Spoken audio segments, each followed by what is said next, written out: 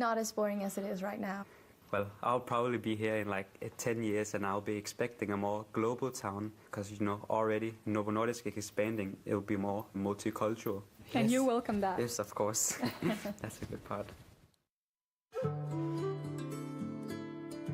Whether the influx of workers and money into Kalundborg continues depends to a large extent on the future success of Novo Nordisk and its products like Wegovy. I asked the company for an interview to talk about their plans for bringing workers to the town, but they turned down my request.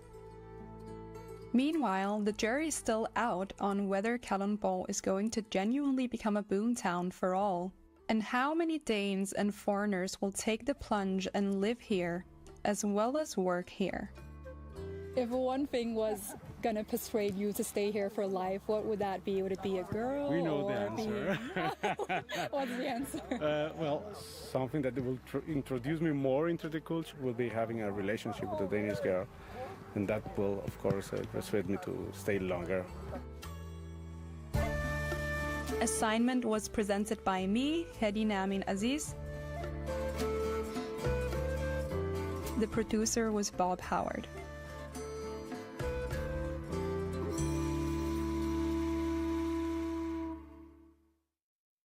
That was Assignment from the BBC. I'm Saroja Coelho, and this is CBC Radio 1. Have a great day. Good morning, Manitoba. Welcome to Information Radio on CBC Radio 1. I'm Emily Brass, sitting in as your host today.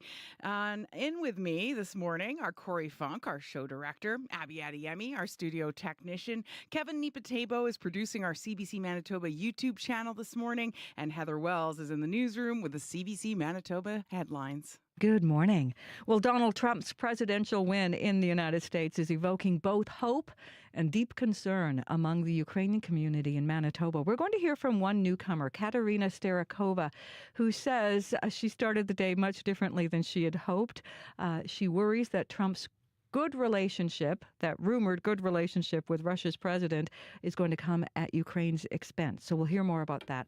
Also, one person has died in what Winnipeg police say was a single vehicle crash involving a pedestrian. Happened just before 8 last night near Chief Pegwas Trail and Gateway Road.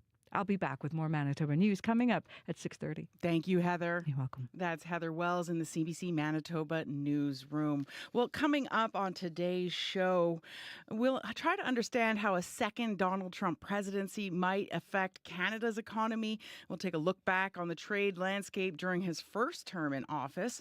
Also, our regular medical column, emergency room visits. According to the most recent tally by the Canadian Institute for Health Information, about 21% of visits to ER because of abdominal pain or pelvic pain. So we're going to speak with our house doctor, Dr. Raj Bardwaj, on that.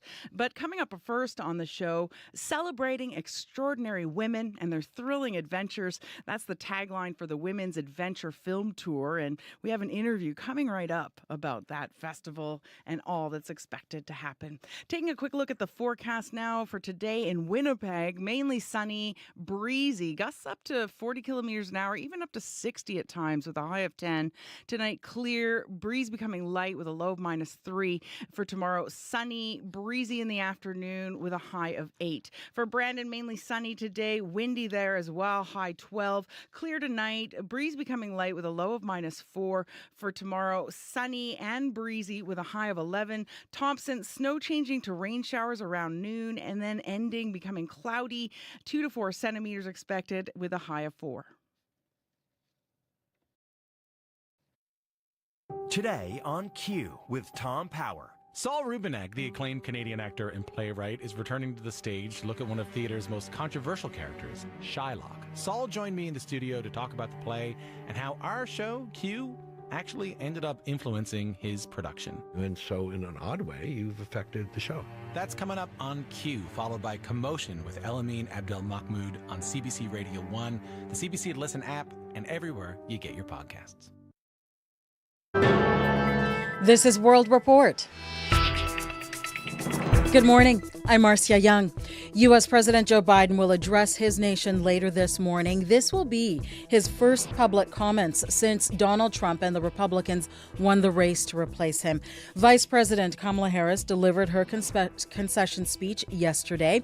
She promised a peaceful transition of power to the Trump administration, something he did not do for Biden 4 years ago. Karen Pauls is in Washington, and Karen, Donald Trump does not become president until January, but what are his next steps in the coming days? He has a lot of transition meetings. Donald Trump's team is focused on getting out of the gates quickly. Trump needs to start choosing a cabinet and other high-ranking officials. He's already said he wants to make tech billionaire Elon Musk Secretary of Cost Cutting, possibly in charge of a Department of Government Efficiency with the goal of shaving trillions of dollars from the federal budget. He said he'll give vaccine skeptic Robert F. Kennedy Jr. some role in health. And his advisors have been vetting others for key posts like defense, trade, immigration, and economic policy. With Republican control of the Senate and defending a House majority, political appointments like that will be much easier to get through. Karen, during the campaign, Trump promised to do a lot during his first 100 days. How will that look? Trump and his allies have already said quite a bit about that. He has promised on day one to close the U.S. border with Mexico and launch the largest domestic deportation operation in American history. Here's a collage of some of what Trump said about that and other priorities. We're going to have to seal up those borders, and we're going to have to let people come into our country. We have to let them come back in, but they have to come in legally. We're going to be paying down debt. We're going to be reducing taxes. We want a strong and powerful military, and ideally we don't have to use it. You know, we had no wars. 4 years, we had no wars. Republican leaders in both chambers want to move quickly on a massive budget reconciliation package that would cut taxes by trillions of dollars. Others want Trump to reclassify a large chunk of federal civil service workers so they can be replaced with others more invested in carrying out his policies. Marcia? Thank you, Karen. You're welcome. The CBC's Karen Pauls in Washington. When Donald Trump assumes office as the next U.S. president, he will probably have to tackle Canada's closed dairy markets. A private member's bill from a Bloc MP will try to protect the dairy industry, but the Senate has been taking a closer look, and it says this might not be a smart move. Janice McGregor joins us from our parliamentary bureau. And Janice, why would Americans have a problem with this bill? Marcia, Senator Peter Harder, who's fought this bill from the beginning, compared it to a grenade. He warned senators that passing it would be like pulling the pin on Canada's trade relationship. If it became law, negotiators could no longer run a play that's been key to landing Canada's biggest trade deals over the last decade, and that's serving up a small slice of Canada's dairy market to foreign competition. Taking a hard line against any future concessions, well, that plays well in parts of rural Canada where politicians court the votes of dairy, egg, and poultry farmers. But for international trading partners, taking this off the table is unfairly protectionist. More access for U.S. dairy farmers was something that Donald Trump bragged about when NAFTA was renegotiated. The Americans are still disputing whether Canada's interpreting the text of that deal unfairly and still blocking imports that it agreed to take. Carlo Dade, the trade director for the Canada West Foundation, says there's no way this ends with anything other than serious damage. We pulled a fast one on the author of the art of the deal. And now we've gone back to put in legislation to keep our ill-gotten gains. That's a polite reading from the Americans. If you want to get out a bunch of four-letter words, you come closer to how they feel about this. So what did senators do late yesterday? The committee that studied this bill has heard from 52 witnesses, way more than MPs did when the House passed it. And a lot of the testimony concluded it's terrible public policy. Here's Senator Harder moving an amendment yesterday to neuter the bill. Witnesses that we've had have revealed the innate flaws of the bill. I believe that we need to de-risk this bill. His amendment passed 10 votes to 3, put it back on track to being sent to the House for MPs to reconsider. But the Commons right now is effectively filibustered. So as anxiety sets in about future trade wars with Donald Trump, this one might be slow-walked to its death. All right, thank you, Janice. You're welcome. The CBC's Janice McGregor in Ottawa. The European Union's space program says it is almost certain 2024 will be the hottest year on record. It will also be the first year a key climate threshold is surpassed. Carlo Buontempo is director of the Copernicus Climate Change Service. So last year, we kept the temperature below 1.5 just by a small margin. We were 148. And we have been above that threshold throughout the year. Fewer than 10 years ago, countries pledged to prevent global warming from surpassing 1.5 degrees Celsius. Technically, that target has not been breached yet. It refers to the average global temperature over decades. But Copernicus expects it will happen around the year 2030.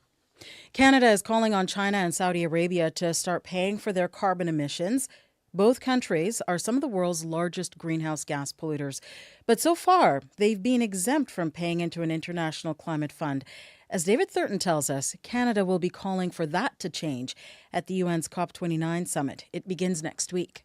China will become, in the coming years, one of the biggest historic polluters. Environment Minister Stephen Guilbeault underscoring China's massive carbon footprint and why Beijing should pay into a new international climate fund, money that could help island states under threat from rising waters better prepare for severe weather. Canada and other wealthy nations already contribute, but China, the world's largest greenhouse gas polluter, doesn't have to. Because 30 years ago, when the first UN climate agreement was signed, its economy was much smaller. It's now much bigger. And now Guilbeault says Beijing and others need to pay up. And countries like Saudi Arabia and other Gulf states have a lot of money, and they contribute a lot to climate change. This is expected to be a major issue next week when Azerbaijan hosts the UN Climate Summit in Baku, where countries are supposed to agree on a new and more generous climate finance goal. This is really key to rebuild trust between North and South, this trust that has been slowly but surely eroded. Caroline Briette is with Climate Action Network Canada. And it's also why countries from the Global South are expecting Canada and the G7 to come to Baku ready to show us the money. Whether that will happen is still unclear. It took years for wealthy nations to achieve the previous climate finance target. David Thurton, CBC News, Ottawa. Police chiefs across the Greater Toronto Area say it's been a brutal year for gun violence. Several cities are noting 2024 as a record-breaking year for cases involving firearms. As Nicole Williams tells us, the trend reflects a steady rise in shootings in Canada over the last decade. And I just dropped to my knees and screamed. Melanie Ward remembers with haunting clarity the moment she learned her son was dead. Alexander Kirchamaro was on his way to an appointment in Hamilton, Ontario back in March, but never made it. Shot and killed in broad daylight in what police believe to be a targeted shooting. I lost my son. I lost the teenager. I lost the 19 years of his life. And now I lose his future. Her family is just one of many grappling with the growing gun violence in the Greater Toronto Area this year. Hamilton setting a new record for the number of times shots have been fired. 58 so far, compared to 35 for all of last year. Staff Sergeant Steve Berezouk leads Hamilton Police's new shooting response team. These are scary numbers. These shootings are occurring specifically all hours of the day. In Toronto, there have been nearly 400 shootings since January, up from 277 for all of last year. In York, more than 60 so far this year, nearly double from 2023. Both cities reaching a 4-year high, and it's a trend happening right across Canada. Sociology professor Juyong Lee says it's because more illegal firearms are entering this country than ever before. We have states south of the border that have very porous gun laws that make it easier for the wrong people to get their hands on guns. He says until there's broader societal changes and tighter security at the borders, families like Ward's will keep paying the price. Nicole Williams, CBC News, Toronto. And Nicole has more on this story on our main page at cbcnews.ca. That is the latest national and international news from World Report. News anytime, cbcnews.ca. I'm Marcia Young.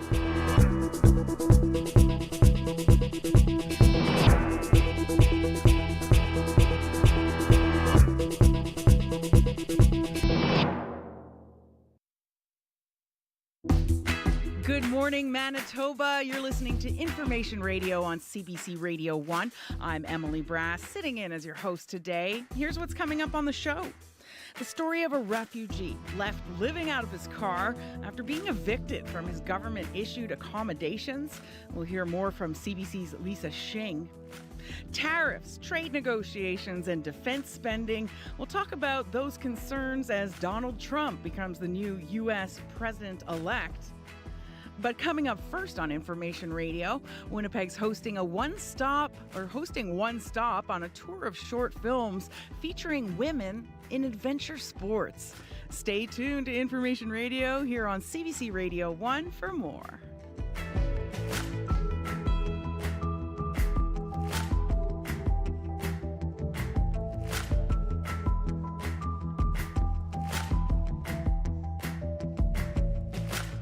Minutes after 6 o'clock, 0 degrees and clear at the Forks. Heather Wells joins us now with the CBC Manitoba headlines. Good morning. Well, one person has died in what Winnipeg police say was a single vehicle crash. It happened just before 8 last night, that crash involving a pedestrian, and it happened near Chief Peguis Trail and Gateway Road. Today marks the third day of the most exhaustive count of Winnipeg's homeless population.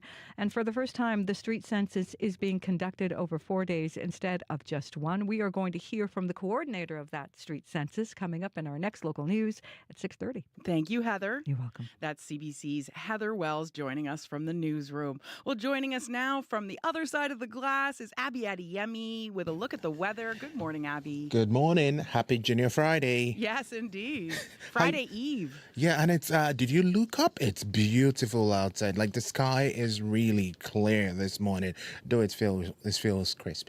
Oh, can you see lots of stars out there? Yeah, no, the stars, I saw them last night, but this morning I was just feeling that, the crispness of, the air outside. Nice fall morning. Yeah, a nice fall morning. We're going to be warming up, though. We're going to get to double digits today across the province. You should expect sunny skies in most regions, though some northern areas will be seeing snow and then rain, and we'll see highs ranging from 4 in the north to 14 down south.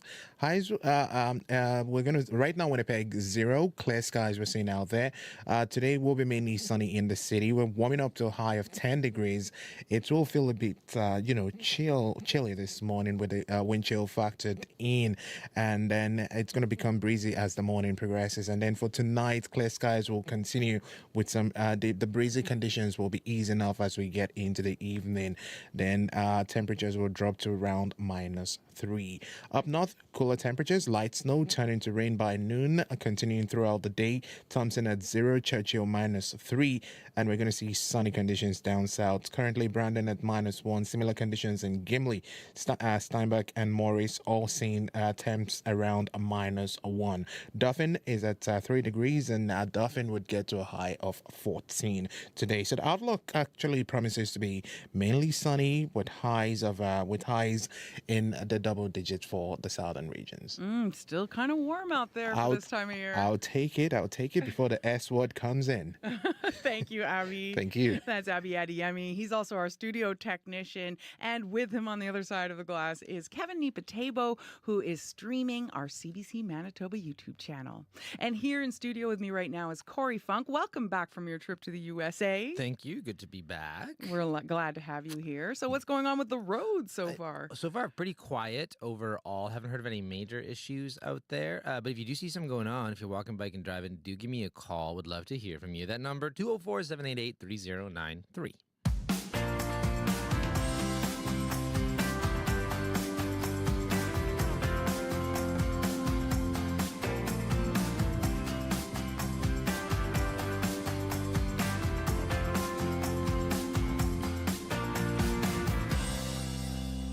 Definitely raised that there is only one life path in this world, and that is get good grades, go to a good university, graduate, get a job, get a husband, get a house, do those things, and then just coast that out until you die. Like, that was what I was told. I was never told that there was alternative paths, that you could do things completely differently, that you could just leave the hometown that you're from and go explore the world. No, that was never encouraged. That's from a short film that is going to be part of the Women's Adventure Film Tour. The festival is coming to the West End Cultural Centre next Wednesday, November 13th, and it's all about celebrating women in adventure sports. Wilderness Supply is co-hosting the event along with the West End, and we have General Manager Crystal Johnson on the line with us this morning. Good morning. Good morning. How are you today? Oh, I'm doing well. Pretty exciting, this film festival. Tell us about the tour. Yeah, so we're really excited. At Wilderness Supply, we are leaders in the outdoor industry, and we just really want to, bring together the strong women in our community who are underrepresented within our industry, because these women are fearless. They've pursued their adventures and their dreams, and it's a series of 8 films that are put together and really are just made to inspire and encourage women to get outdoors. Yeah, well, that's always a good message. Why is it important to showcase women doing adventure sports? Well, we feel as though women are, very much underrepresented in our industry, and it's funny because often you feel like, you're not sure if you can do it or whatever level or ability you are at. We have everything that you need at Wilderness Supply to be able to enhance that experience. And we just really want to support women. We are predominantly made up of a female staff. And so we've got a lot of great women within our community that we just really want to celebrate. Mm-hmm. And as we heard in the clip, women aren't often encouraged to take on these kind of activities. Is that part of the motivation? Yeah, absolutely. We want to encourage people to get outdoors, to try new things, and I think that every day, women are pushed to often limits that aren't within their means in everyday life. And so to be able to go out there and do something that's, completely adventurous and brave and outside of your comfort zone, that should be celebrated. Mm-hmm. So tell us about the women in the films. Like, who are they? What kind of sports are they doing? So it's a variety of different activities. There's some that are fishing, some that are skiing, underwater diving. So it's just a little bit of a mix of everything. Okay. And so I guess like you have segments from one after the other in one film, or is it multiple films? Or Yeah, so it's one series with an intermission, and it's 8 short films. So they're just 4 and then 4. Okay, wow. And so what sports or moments in those films stand out for you? You know what? I think that the fact that these women are from all different ages and abilities and walks of life, I think that kind of really resonated with me, that it doesn't matter, where you are at, whatever level you're at, whatever, gear you might have, you can do whatever you set your mind to. Okay. And as a woman in business, again, something that, you don't see every day. How does it feel to host something like this, directed towards women and empowerment? Yeah, it feels great. We see these women every day. They come into our store, and they're guides, they're business owners. They're starting out, whether they've been doing this for a long time or they're just starting out. We want to be beside them to support them and, highlight their success and really just celebrate them. Mm-hmm.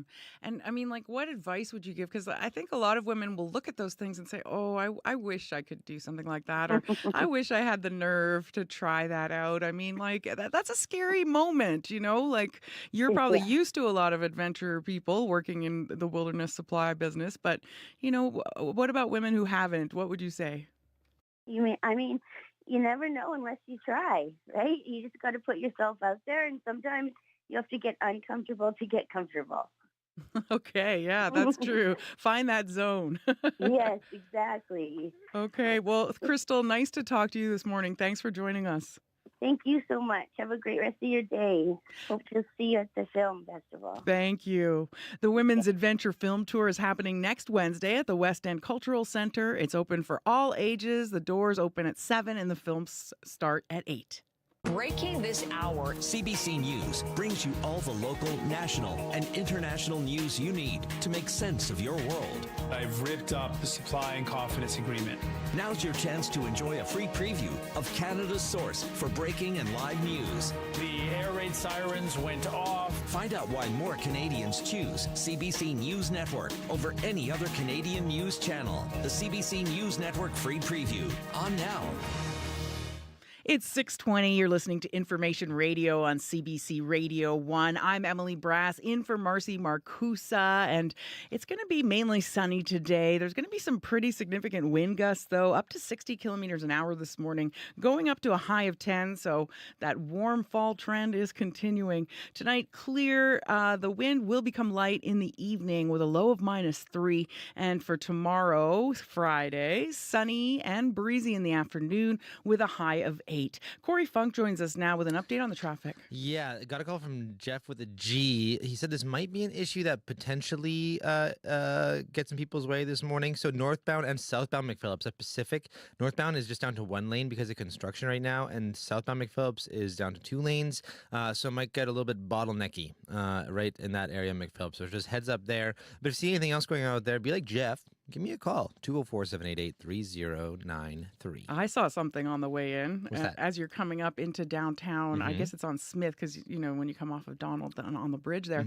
And usually I would make a left onto St. Mary's, but it was like completely blocked early this morning. Okay. They might be opening it up in time for the morning rush, but there's been orange cones on that all week. So if you use that as your usual shortcut, you might want to think of a different way. Okay. Well, thank you very much, Emily. Well, thank you. That's Corey Funk. He's also our show director and our great traffic reporter extraordinaire. And still to come in a little bit to understand how a second Donald Trump presidency could impact Canada's economy. We're going to take a look back at the trade landscape during his first term in office. All that and more coming up on Information Radio.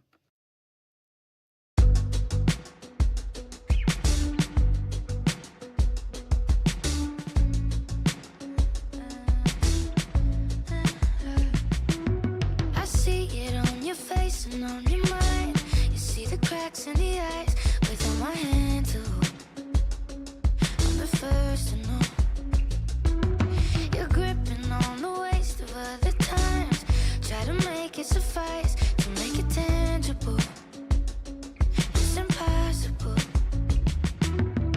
Fears are only constellations, only glowing if we make them. We're just fine.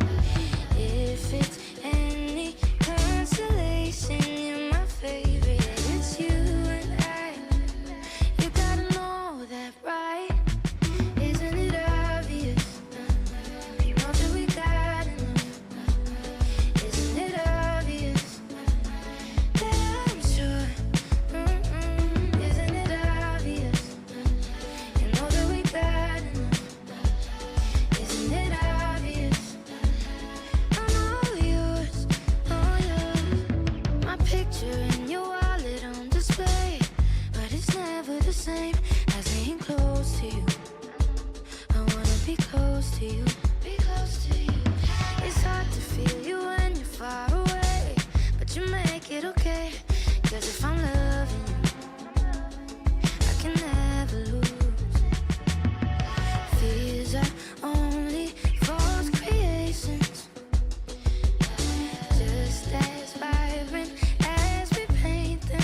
We're just fine. So if it's any consolation, you're my favorite. It's you and I. You gotta know that, right? Isn't it obvious? Know that we got enough.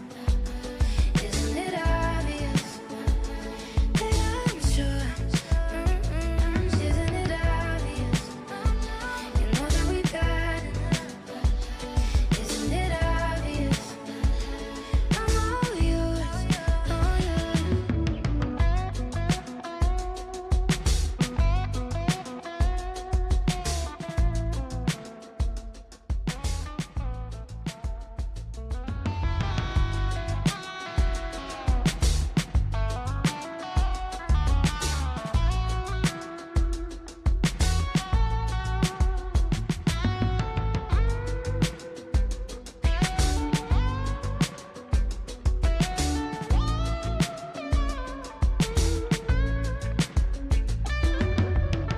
6:25, you're listening to Information Radio over the sweet sounds of Elisa Cara and the tune called Isn't It Obvious?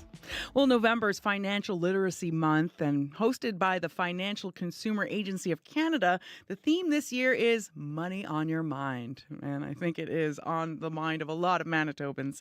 It aims to help Canadians get more financially literate. And as our personal finance columnist Rubina Ahmed Haq reports, part of that is understanding where to get the best financial advice.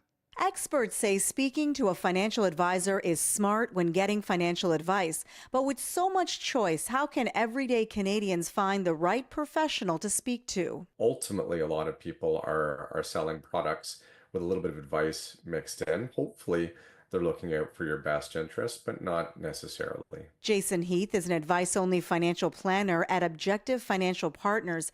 Based in Toronto, his team charges an upfront fee for their advice. They receive no commission from the investments you choose. That's a really important consideration. You know, if somebody is only licensed to sell mutual funds, for example, the advice that you're going to get is going to be limited to mutual funds. They're not going to talk to you about individual stocks. They're not going to talk to you about exchange traded funds. If they're paid through the sale of those mutual funds, they're probably not going to talk to you about debt repayment, even though that might be a better option for you. Heath says when you sit down to talk about your money, you have to know the experience of the person you're getting advice from. Part of that is what professional designations they have.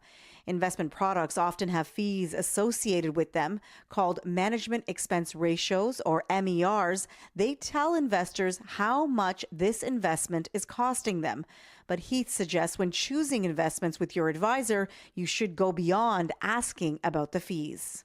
But I think that one of the most important things that people can ask any financial professional that they're working with is asking why recommendations are being made, and not necessarily to stump them and, you know, try to find out if they're giving conflicted advice, but honestly just to learn. So I would definitely recommend looking at sites such as FP Canada, which is the professional association that issues the Certified Financial Planner designation. Kelly Ho is a certified financial planner based in Vancouver. She also follows a fee-only model.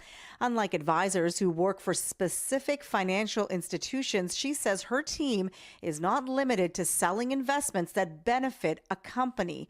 She believes there's a lot of bad advice being given to Canadians. Before you choose to work with someone, she also recommends knowing their designation, as certified financial planners must serve their clients' best interests. That's really, really important because there's this big fear right now that Canadians are getting biased advice with ties to getting certain products in order to get advice. So there's a big push in our industry to make sure that clients have the ability to get unbiased advice that is good for them and not good only for the advisor. Both planners recommend speaking to professionals who are independent of any financial institution. Financial planner Ho points out that independent planners are entrepreneurs. They have a vested interest in serving their clients' financial needs. This includes investments, debt repayment, and managing cash flow. Otherwise, they won't attract new business to their firm. It's very easy to have your cash flow ignored. One may go, how much do you have to invest? And they don't know whether you have the ability to do so or not. So the last thing I want to see happen is for someone to be investing a certain portion of their cash flow when they should really be paying down debt. So it comes back to, does their financial planner or advisor know their entire situation to be able to provide the appropriate advice and not simply sell them an investment? The expert's advice. Ask about fees and costs associated with the investment you're being told about. Inquire about why these investments are being recommended. Find a professional who has the right certification to give you advice. Make sure they understand your whole financial picture, not just where you want to invest. And finally, shop around. Like anything else, it never hurts to get a few different opinions on what is a huge financial decision. For CBC Radio, I'm Rubina Ahmed Haq. And you're listening to Information Radio on CBC Radio 1. The news is next. This is CBC News. Good morning. I'm Heather Wells in Winnipeg. At 6:30, it's a little breezy now, but it is going to be windy and warm today. We'll be back in the double digits, a sunny high of 10 this afternoon. One person has died in what Winnipeg police say was a single vehicle crash involving a pedestrian. It happened just before 8 last night on Chief Peguis Trail near Gateway Road. The police traffic division is investigating. Donald Trump's re-election to the White House is concerning for many in Manitoba's Ukrainian community. Trump's criticism of American financial support for Ukraine leading up to the election and his vows to quickly end the war have many people worrying it will come at Ukraine's expense. The local chapter of the Ukrainian Canadian Congress says it is monitoring the overall situation with apprehension. Ostap Skripnik is an advisor with the organization. There's apprehension, a bit of anxiety. I'm sure in some quarters there's active concern, because at some point you have to take the man for his word for what he says. Skripnik says it's also unclear what Trump's presidency will mean for Ukrainians who have emigrated to the United States. He says the Ukrainian Canadian Congress will continue advocating for governments to support Ukraine. The head of the Canadian Palestinian Association of Manitoba is keeping an open mind about Donald Trump. Ramsey Zeid says Kamala Harris would have continued Joe Biden's disastrous policies on Gaza. He says Muslims in Canada and the U.S. want change. We have to be hopeful. I hope it's not the way it's been, because the way it's been has been terrible. Too many people have been killed. We know what Joe Biden and Kamala Harris have done already, and that's fund the war. So he can't be any worse. Zeid notes Trump and Israeli Prime Minister Benjamin Netanyahu didn't always get along in his first term as president, and Trump has promised to end the war. Harris lost the key battleground state of Michigan, where Arab and Muslim communities are a crucial voting bloc. Now, Prime Minister Justin Trudeau spoke by phone with U.S. President-elect Donald Trump last night. Trudeau congratulating Trump on winning a second term in the White House. The two leaders discussed the partnership between Canada and the United States. They spoke about trade, including the new North American trade deal, which Trump and Trudeau negotiated in 2018 during Trump's first term as president. They also discussed supply chains and security. It appears healthcare spending was on the rise in Canada this year. In its annual report, the Canadian Institute for Health Information projects healthcare spending nationwide will reach $370 billion. That works out to more than $9,000 per Canadian. Excluding the two pandemic years, it is the highest cost-to-patient ratio in Canada's history. You can hear more national and international news coming up on World Report at 7. Manitoba Housing is suing 8 businesses alleging negligence and contract breaches led to significant water damage in a seniors complex in 2022. The Crown Corporation says Chandron Mechanical set a pipe in the attic of the Winnipeg facility, but the system wasn't installed properly. And after a pressure test didn't fully drain water, it froze over time. The statement of claim says increased pressure within the pipe activated the sprinkler system, causing considerable damage to the property. Residents were forced out and the Crown Corporation stopped accepting rent payments. Now Manitoba Housing is seeking damages to cover those losses and the expenses incurred to restore the complex. The allegations have not been tested in court and no statement of defense has been filed. Hundreds of volunteers and outreach workers hit the streets again today, hoping to get a clear snapshot of Winnipeg's homeless population. The 4th Winnipeg Street Census began Tuesday and continues until tomorrow. Coordinator Ainsley Hines says homeless people themselves were enlisted to help draw up maps of where others might be staying. But she knows it'll take a lot of work to make sure as few people as possible are missed. There are folks experiencing hidden homelessness and who might not be reaching out to different service providers. So we have hundreds of volunteers. We have organizations who provide services in the sector and outreach staff who go to encampments. A report on the findings of the census is expected by spring. The European Union's Climate Change Service says it is almost certain 2024 will be the hottest year ever recorded on planet Earth. Last year, we kept the temperature below 1.5 just by a small margin. We were 148. and we have been above that threshold throughout the year. Climate Service Director Carlo Buontempo. Less than 10 years ago, the world's leading economies pledged to prevent global warming from surpassing 1.5 degrees Celsius. Technically, that target has not yet been breached. It refers to the average global temperature over the span of decades. But UN climate officials say we are on track to see that happen by about the year 2030. You can find the latest news updated throughout the day. All you have to do is head to cbc.ca/Manitoba. Thank you, Heather. You're welcome. That's Heather Wells from the CBC Manitoba newsroom. And joining us now with a look at the forecast is Abby Adeyemi. What can we expect today, Abby? Across the province, my friend, we will see sunny skies in most regions down south, and then the northern regions where we're seeing snow and rain with highs close to 4 in the north and 14 down south. Right now, Winnipeg, we are at 0, heading to a high of 10. We look down south, we're going to see Brandon at -1, heading to a high of 12. Gimli at -1 also, heading to a high of 9. Dauphin would get to a high of 14 today. Current temperature, it's at 3 degrees. Steinbeck at -1, Morris at -1. Temperatures will be getting warm to a high of 10 and 11 later today.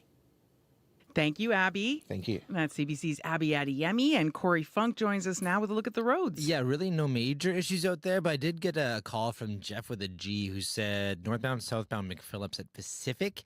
There's some new construction there. Just started yesterday. Northbound is just down to 1 lane. Southbound is down to 2 lanes. So you might get a little bit of a bottleneck issue there this morning as traffic starts to pick up, but no major issues yet, he said. But if you see something going on, give me a call on the CBC commuter line, whether you're walking, biking, driving. Would love to hear from you. That number, 204-788-3093. Thank you, Corey. Thank you. That's CBC's Corey Funk, who is also our show director. Well, time now for business news. Crystalie Ramlakan joins us with the CBC Business Report. Good morning, Crystalie. Hi, good morning, Emily. So, how are investors reacting to Donald Trump's victory in the U.S. election?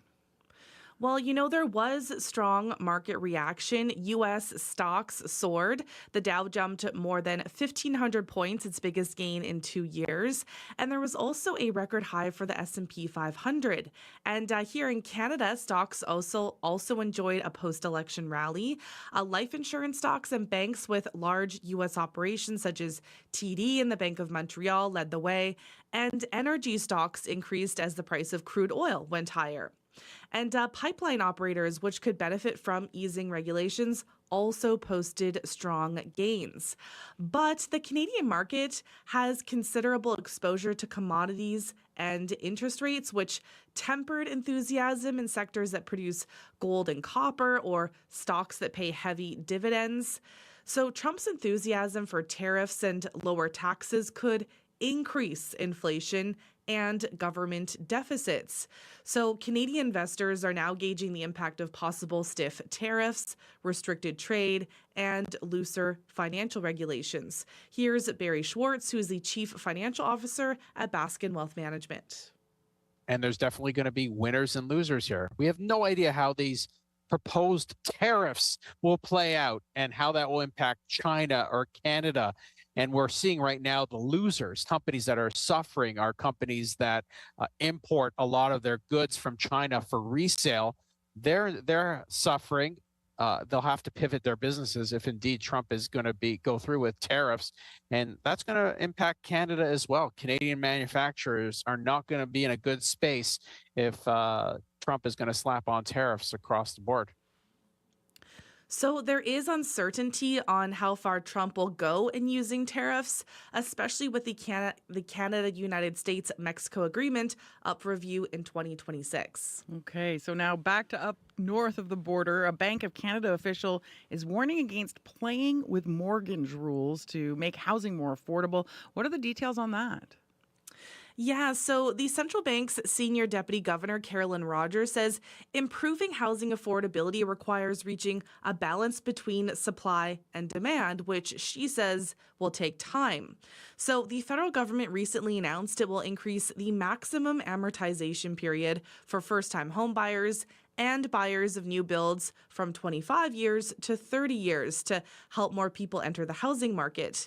But Rogers says while taking out a 30-year mortgage reduces monthly payments on an average mortgage by $200, it increases borrowers' overall interest costs by $50,000 over the duration of the loan. So here's more from her speech at the Economic Club of Canada in Toronto yesterday.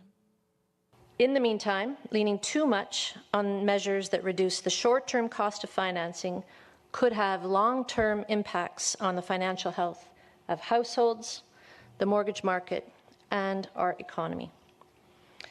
This doesn't mean change is impossible, but it does mean it needs to be approached with care. Rogers also acknowledged that there is a risk that the upcoming mortgage renewals could cause households to pull back on spending by more than expected or lead to increased delinquency rates.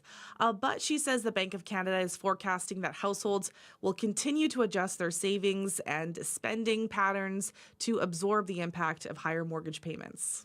Yeah. And meanwhile, big news in the world of social media. The federal government has ordered TikTok to shutter its Canadian operations. What does that mean for people who use the platform? Yeah, well, users will still be able to access and use the popular video app to make content, but the Canadian Security Intelligence Service, CSIS, has warned Canadians against using TikTok. So this call was made citing national security concerns, and the decision to wind down TikTok's 2 Canadian offices in Toronto and Vancouver is based on information and evidence that surfaced during a national security review. So critics have claimed that user data could be obtained by the Chinese government through national security laws that compel organizations to assist with intelligence gathering. Now, ByteDance, that's the owner of TikTok, has also been accused of helping to build China's system for cracking down on the Uyghur minority and of targeting protesters in Hong Kong. And the former director of CISA says it's very clear from the app's design that data from its users is available to the government of China. Now, TikTok says the company plans to take legal action, and it has long maintained that its servers are outside of China and beyond the control of the Chinese Communist Party, and that it follows Canadian data protection, and privacy laws. Wow, interesting. So what's happening in the market so far this morning, Crystal? In Europe, markets are trading higher. Germany, the UK, and France are all up. In Asia, markets are mostly on the rise. Japan is down right now. Shanghai and Hong Kong are both up. Oil is down 60 cents to $71.09 US per barrel. Gold is up $7.73 to $2,666.80 US per ounce. And the dollar is up just over a quarter of a cent to 72 cents US. Thank you, Crystal. Okay, thanks, Emily. That was Crystal Ramlakan with the CBC Business News.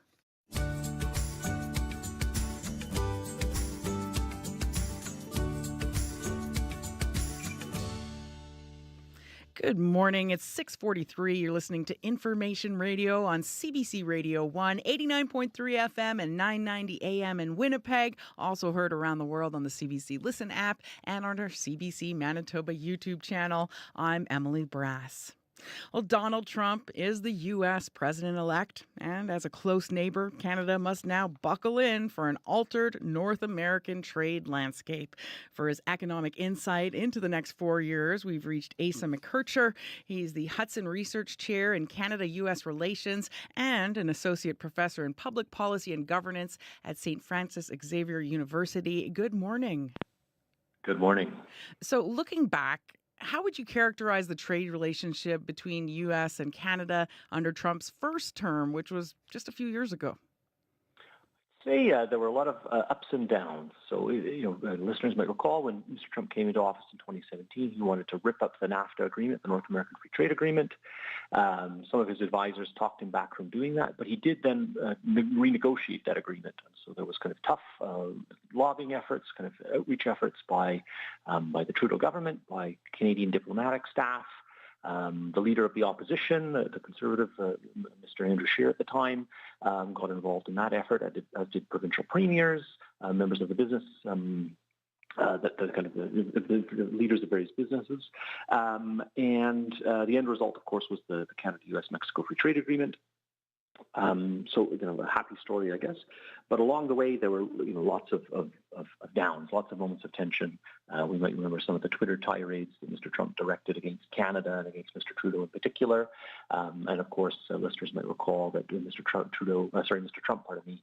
took the pretty novel step of labeling Canada a national security threat to the United States to justify the imposition of steel and aluminum tariffs. So if there's a kind of a carrot and stick approach to negotiating, Mr. Trump certainly was willing to use the stick. Yeah, you're bringing back memories here, Asa. So what might that period tell us about the tone for the next 4 years? I think we can expect a very bare-knuckle approach to trade issues, to economic issues. Mr. Trump spoke yesterday, promises made, promises kept is what he said, and one of his big promises on the campaign trail was to impose between a 10 and 20% tariff on imports coming into the United States. Some CBC reporting a few days ago by Alex Panetta in Washington regarding the Canadian government efforts to figure out if the Canada-U.S.-Mexico Free Trade Agreement would exempt Canada from those tariffs. It doesn't seem like it will, and so that will produce some economic hardship for lots of Canadians. There was a Desjardins report just a few days ago that if Mr. Trump's tariffs go through, that could result in upwards of a 5% hit to the Canadian GDP. I mean, these are kind of catastrophic kind of figures. And so Mr. Trudeau will have to lobby against that. There'll have to be a lobbying effort. But we can also expect perhaps that Canada will impose its own tariffs on American goods. Kind of a tit-for-tat thing is usually what's done in kind of the tariff world. And so if Canada is drawn into a trade war with the United States, I mean, this could be potentially ruinous. We've all felt the sting of inflation over the last 2 years, and certainly tariffs can drive up the cost of goods and therefore inflation. Yeah. And then the CUSMA trade agreement, the new NAFTA will be renegotiated in 2026. How might that play out under Trump's presidency? Well, it does come up for this mandatory review, as you say. Mr. Trump on the campaign trail talked about the glee he had at the thought of renegotiating that agreement. Particularly, he singled out steel and aluminum. He singled out the automotive industry, particularly electric vehicles, and he singled out the dairy industry, all key segments of the Canadian economy. And so there could be a lot of pressure in those industries for Canada to give in, or Mexico to give in to the United States on some of their demands. We can expect perhaps some horse trading and some back and forth on those key kind of elements. But the economic reality is the United States is a big country with a big economy. We're heavily reliant on them, and so the Trudeau government, or potentially a Pierre Poilievre government, could be in a really tight spot in dealing in those negotiations. Yeah. Well, so how could Canada move the economy forward if the U.S. does take up protectionist measures like a 10% global tariff on all imported products? That's what Trump's been proposing. Yeah. Well, I mean, so there's these retaliatory tariffs that Canada will probably respond to any American tariffs with retaliatory tariffs as kind of it's kind of a negotiating tool in effect. One thing that I think the Trudeau government or Poilievre government will really need to do is to expand our economic kind of footprint in other countries. This was something that the Trudeau government has tried to do a bit. The Stephen Harper government previously did this to a greater extent, signing a free trade agreement with the European Union, signing a free trade agreement with a whole host of Asia-Pacific countries. So expanding kind of Canada's trade and economic horizons with other countries is really important. But there'll also need to be, I think, more attention to the economy at home. Trying to reduce trade barriers between Canadian provinces. We don't actually have free trade between our own provinces at home. Maybe slashing some regulations and taxes to make a more business-friendly climate at home, and focusing on the Canadian economy. That might be a Poilievre government as opposed to a Trudeau government that I think gets some of those reforms at home done. Okay. Sounds like there's a lot to look forward to in the world of, maybe not look forward to, but a lot to look out for in this trade relationship. Thank you so much for joining us today and breaking it down. Asa McKercher is the Hudson Research Chair in Canada-U.S. Relations and an Associate Professor in Public Policy and Governance at St. Francis Xavier University.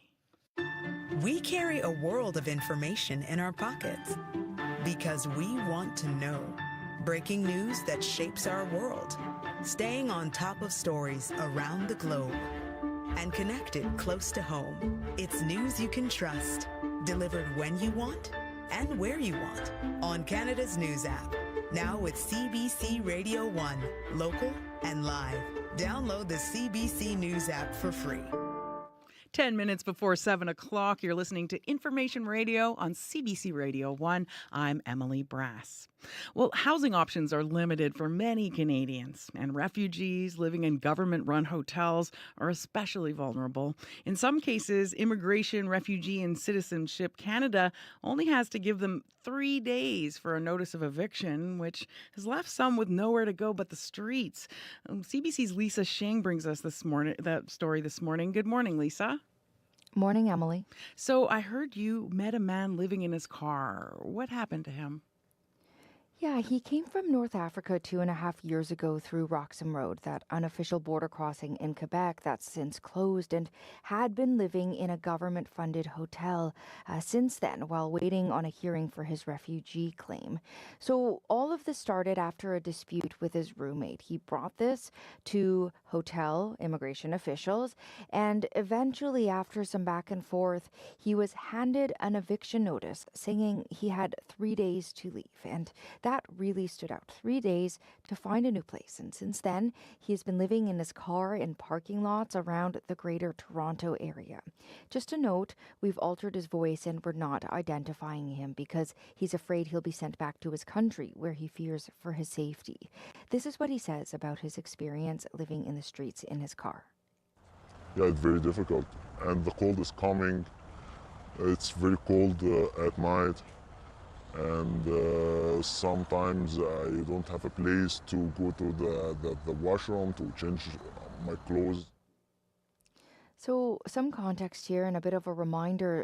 In April 2020, the federal government started providing temporary accommodations to asylum seekers during the pandemic. Most of them were in Quebec, but because of how many people were coming, it expanded that hotel footprint to other provinces like Ontario a couple of years later. Currently, there are hotels in just Ontario and Quebec, but earlier this year, they were spread across as many as 6 provinces with thousands of people living in them. Ottawa said the average stay was roughly 30 days, though some were staying longer, much longer in the case of this man, as a result of limited capacity in shelters and the lack of affordable housing. Okay, so what reasons did immigration officials give for evicting him with such short notice? Yeah, so we looked at the reasons on the document he was given, the eviction notice. It checkmarked aggressive behavior and missing a meeting with immigration officials. We put this to Immigration, Citizenship and Refugees Canada, IRCC, and it said people can be given short notice, generally less than 1 week, if safety and security are issues, and that eviction notices related to aggressive behaviors are infrequent. So I spoke with the roommate of the man who he had a dispute with. He said, yes, the man was verbally aggressive, but never physically so, and the two are still in contact to this day. Incidentally, the roommate was also evicted with 3 days' notice. We saw his documents. He also ended up on the streets. For several weeks, he was sleeping in bus shelters, he said, as a result of the same incident. Have a listen to what the man living in his car told us about this policy. This situation, it's not fair. I can't imagine anyone who say for any people, for anybody, you need to leave your place after 2 days. I don't know why you say for me I'm aggressive. I don't make any problem. IRCC says breaking other rules it set out for asylum seekers in its hotels could first result in warnings, for example, before a possible eviction. Those rules range from anything including no cooking in your room, breaking an 11 p.m. curfew, violence, and missing a meeting with immigration officials like this man did. Wow, a curfew. Did not know that they had a curfew. So what rights do people have in these situations? Yeah, not Many. Really, there's no set process. There doesn't seem to be an official way to appeal. These decisions seem largely up to individual immigration officials based on this set of rules. Now, I should point out they're meant to be short-term stays until that refugee claim is processed, until they can find a job, until they can find their own place to live. The problem is we're in a housing crisis and rent is expensive, and it usually takes a long time to find something. So until then, they're living in these institutions, essentially. I spoke with an outreach worker in Toronto, Greg Cook, who says asylum seekers should have more protections when living in these places. To treat adults that way, not give them the autonomy like any other adult would have, I think is really, really troubling. I think like to have kind of no rights in this situation, essentially, to be given 3 days and then essentially be without a shelter. As a tenant, I have rights, right? This person obviously did not have the same rights, and this person should have had the same rights. And Cook says this situation just proves hotels are not an ideal solution for housing asylum seekers, that everyone should have a home, have that autonomy he's talking about. But again, we're in a housing crisis. Yeah. And of course, immigration is a concern for a lot of Canadians. Can you give us some context on that? Yeah, it's controversial right now, and not just in Canada. Countries are grappling with irregular migration and an increasingly polarized public. Ottawa had an ambitious immigration policy, but recently announced a 20% roughly reduction in the number of permanent residents in 2025. Previous target was 500,000. Now it's 395,000. And this change is coming as recent polls are showing Canadians have an increasingly negative attitude towards immigration. You juxtapose that with the high cost of living. Times are tough right now. So some critics say they're pointing out the government is bringing people here, but it's lacking resources and services to support newcomers after they get here to help them thrive. Here's immigration and refugee lawyer Robert Blanchet. The crux of all of this is that there's got to be a better solution for housing refugees long-term than in hotels. It's a shame on the country that anybody lives on the streets, including asylum seekers.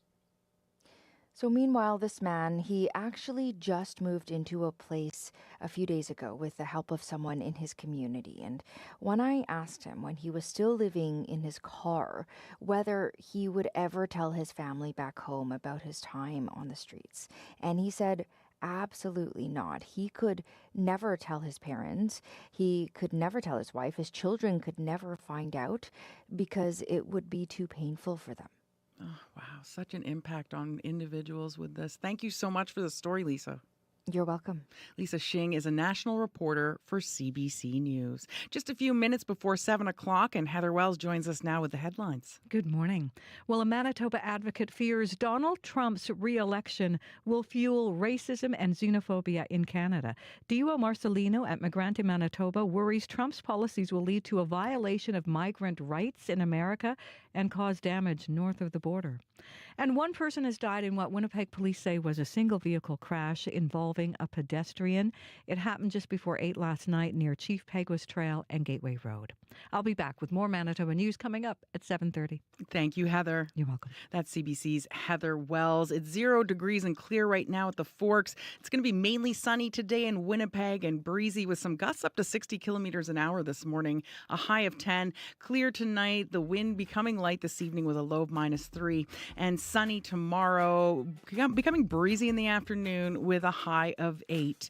Well, if you're seeing anything out there on the roads that we should know about, help your fellow commuters, maybe even something going on with the bus lines or for pedestrians out there, give us a call on our commuter line. That number is 204-788-3093. And still to come on the show, what takes people in this country to the emergency room? Well, for the 4th year in a row, abdominal and pelvic pain was the leading cause of ER visits in Canada, and that's according to the most recent data released by the Canadian Institute of Health Information. So we're going to ask our house doctor, Raj Bhardwaj, about what could be causing all of those stomach aches.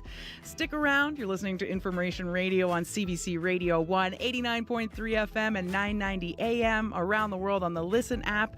The World Report is coming up next.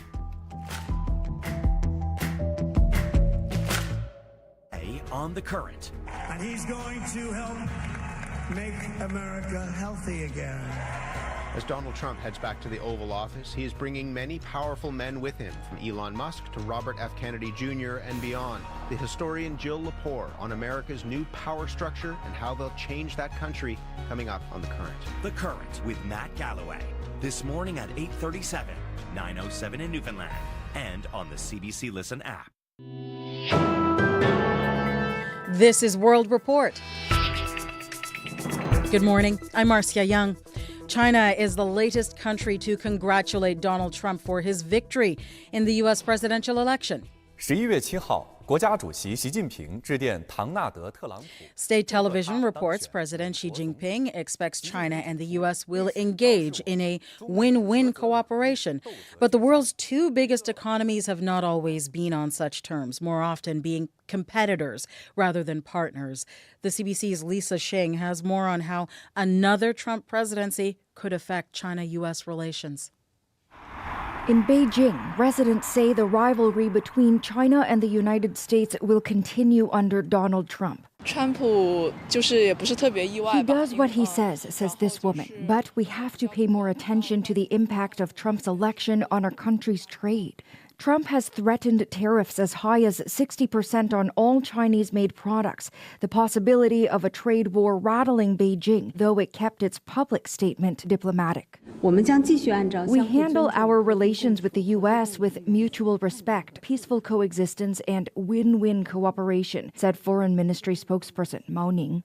A Trump presidency could have geopolitical implications for Taiwan, as he has said it should pay Washington for its defense. Ling Hanshen is the China director of consulting firm the Asia Group. So that may be an opportunity for China to allow them a more forward presence within their own geographic area, primarily the Pacific. While China may be wary of the incoming president, it might be an opportunity as the U.S. could continue to distance itself from its allies, like it did in his first term. That's according to Jia Wang, senior fellow at the China Institute at the University of Alberta. China could take this opportunity to maybe make more friends or at least reduce rivals and enemies. She says this power vacuum could mean Beijing fostering closer relations with Ottawa as it looks toward a more uncertain future.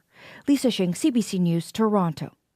One day after the U.S. presidential election, European leaders are gathering in Budapest for a summit. Donald Trump's re-election is a focus for their meeting. Many have already said they are looking forward to working with the incoming administration, even as they acknowledge Europe and the U.S. diverge on certain topics. Charles Michel is the European Council president. We want to deepen our ties with the United States. This is very clear because there is a lot in common. But we also want to be more master of our destiny. We want to be more influential. We want to strengthen our economic base. And we want to act in a way where we are a respectful and respected partner. Relations with Europe soured during Trump's first term in office, and many of those contentious issues remain: the war in Ukraine, funding for NATO, and the growing popularity of populist leaders across Europe. In the midst of that European uncertainty, Germany is now in a political crisis. Olaf Scholz's coalition government has collapsed. It was shattered last night when the chancellor fired his finance minister and a key coalition leader. Scholz has lost control of parliament and now faces an uncertain political future. Abiko Dawson has more from Berlin.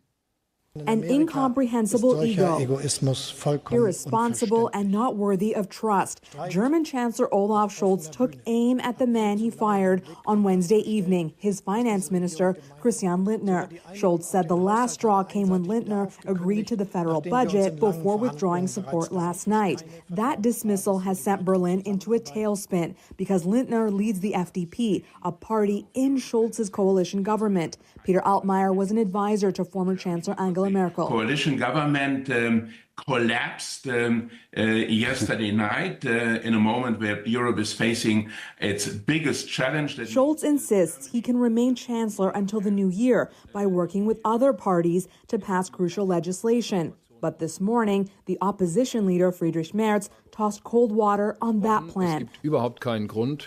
Merz said there is absolutely no reason to postpone the vote of confidence until January. Merz argues there is no time to waste when Germany has international commitments it must fulfill. He wants Scholz to call on MPs to vote as early as next week, followed by snap elections. Not in March, as Scholz suggested, but much sooner. The two leaders are expected to meet this afternoon. The government collapse comes as European officials are meeting in Budapest to discuss challenges to the bloc, including a Trump presidency. But a major concern now, the internal turmoil within its economic engine, Germany. Abby Kwaldassin, CBC News, Berlin. The Israeli military says it destroyed several Hezbollah targets overnight in the southern suburbs of Beirut. Several airstrikes hit the area, including one site near Lebanon's international airport. This Lebanese citizen says the war is too destructive. He says Lebanon is too destructive. Israel says the location of its targets overnight are an example of how Hezbollah embeds its military infrastructure in civilian sites. It says it warned people to leave before it launched airstrikes. Lebanon's national news agency says at least 10 different locations throughout the country were hit overnight. A strong typhoon has hit the northern Philippines.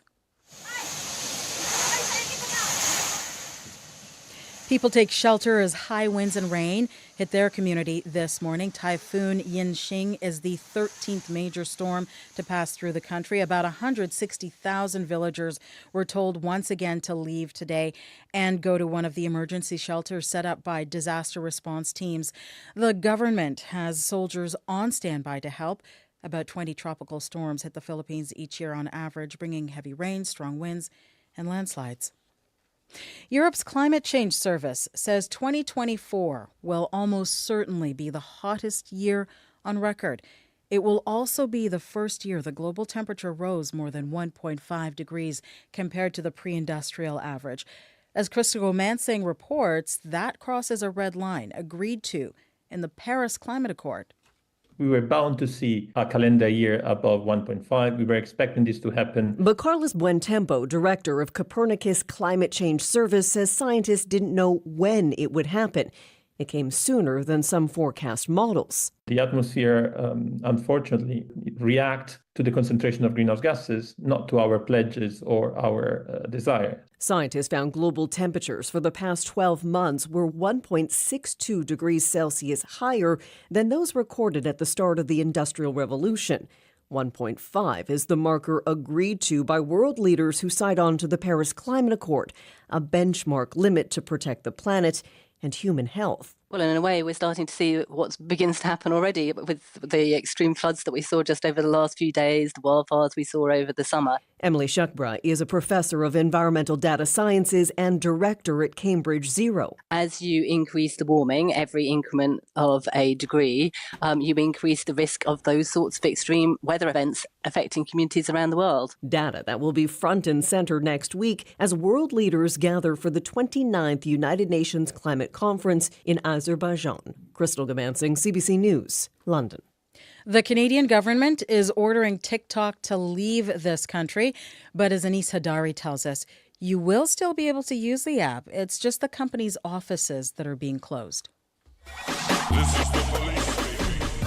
That clip has thousands of TikTok users dancing these days, but hundreds of the company's employees may not be doing that in Canada anymore. The offices that they have in Vancouver and in Toronto to be disbanded in a way that they be closed. Innovation Minister François-Philippe Champagne says it's based on an analysis from Canadian security services. These activities that were conducted in Canada would be injurious to national security. The minister told CBC News he could not legally provide details on what those activities were, but that the use of TikTok, as in having the app on your phone or watching and making videos, is still allowed. Parents and anyone who wants to use social platform should be mindful of the risk. TikTok is owned by ByteDance, which some U.S. politicians have accused of being controlled by the Chinese Communist Party. Canadian security officials have warned about its use in the past. We need better laws for social media ownership control, and transparency. David Shipley is a cybersecurity expert and CEO of Beauceron Security based in Fredericton. He speculates that the federal government may not easily be able to ban the use of TikTok, so they are trying to affect how the company can make money in Canada. Just because you can still buy tobacco in this country doesn't mean it's a good idea. Just because you can still access TikTok doesn't mean it's a good idea for you. In a statement published online, TikTok said it will be challenging this shutdown in court. Anis Haidari, CBC News, Toronto. That is World Report. I'm Marcia Young.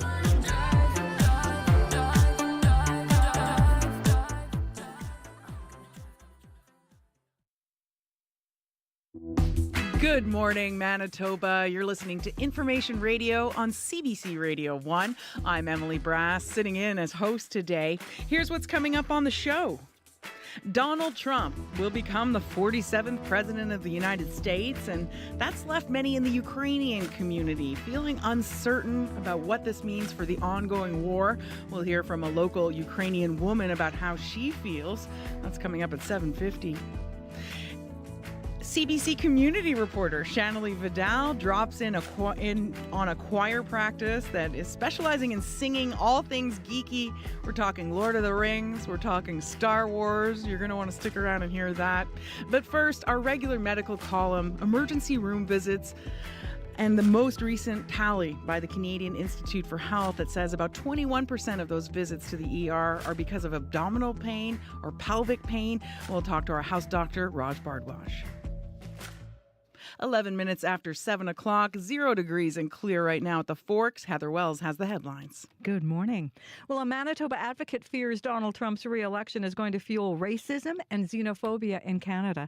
Diwa Marcelino at Migrante, Manitoba, worries Trump's policies will lead to the violation of migrant rights in America and cause damage north of the border.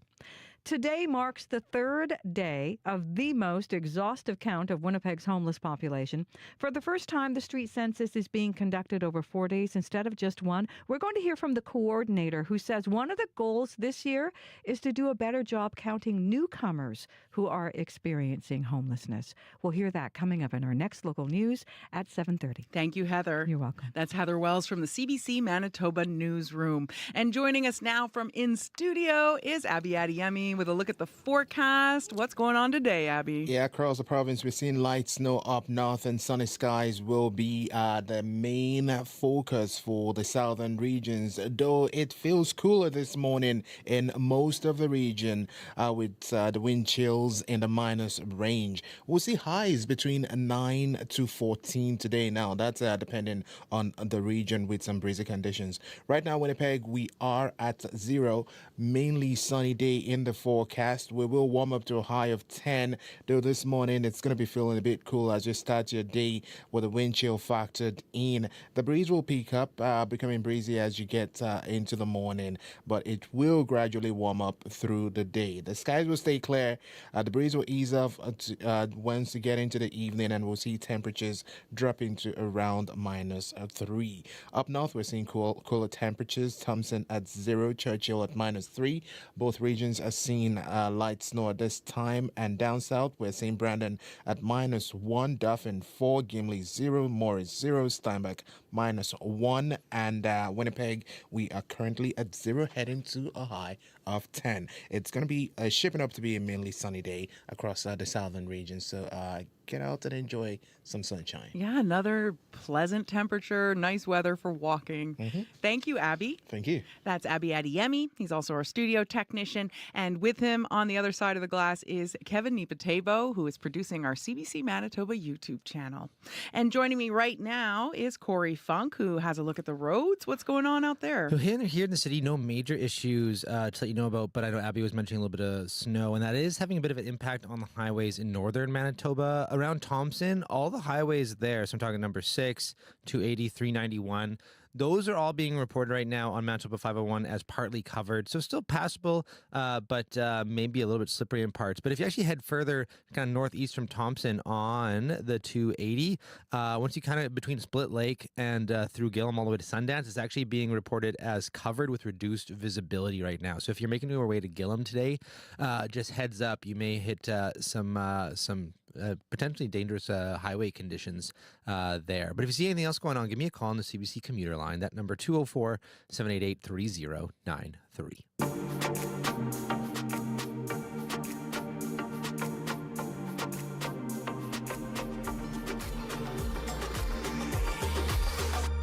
Coming up on 7:15, you're listening to Information Radio on CBC Radio 1, 89.3 FM and 990 AM in Winnipeg, heard around the world on the CBC Listen app and on our website as well. You can check us out on our CBC Manitoba YouTube channel where we're streaming live.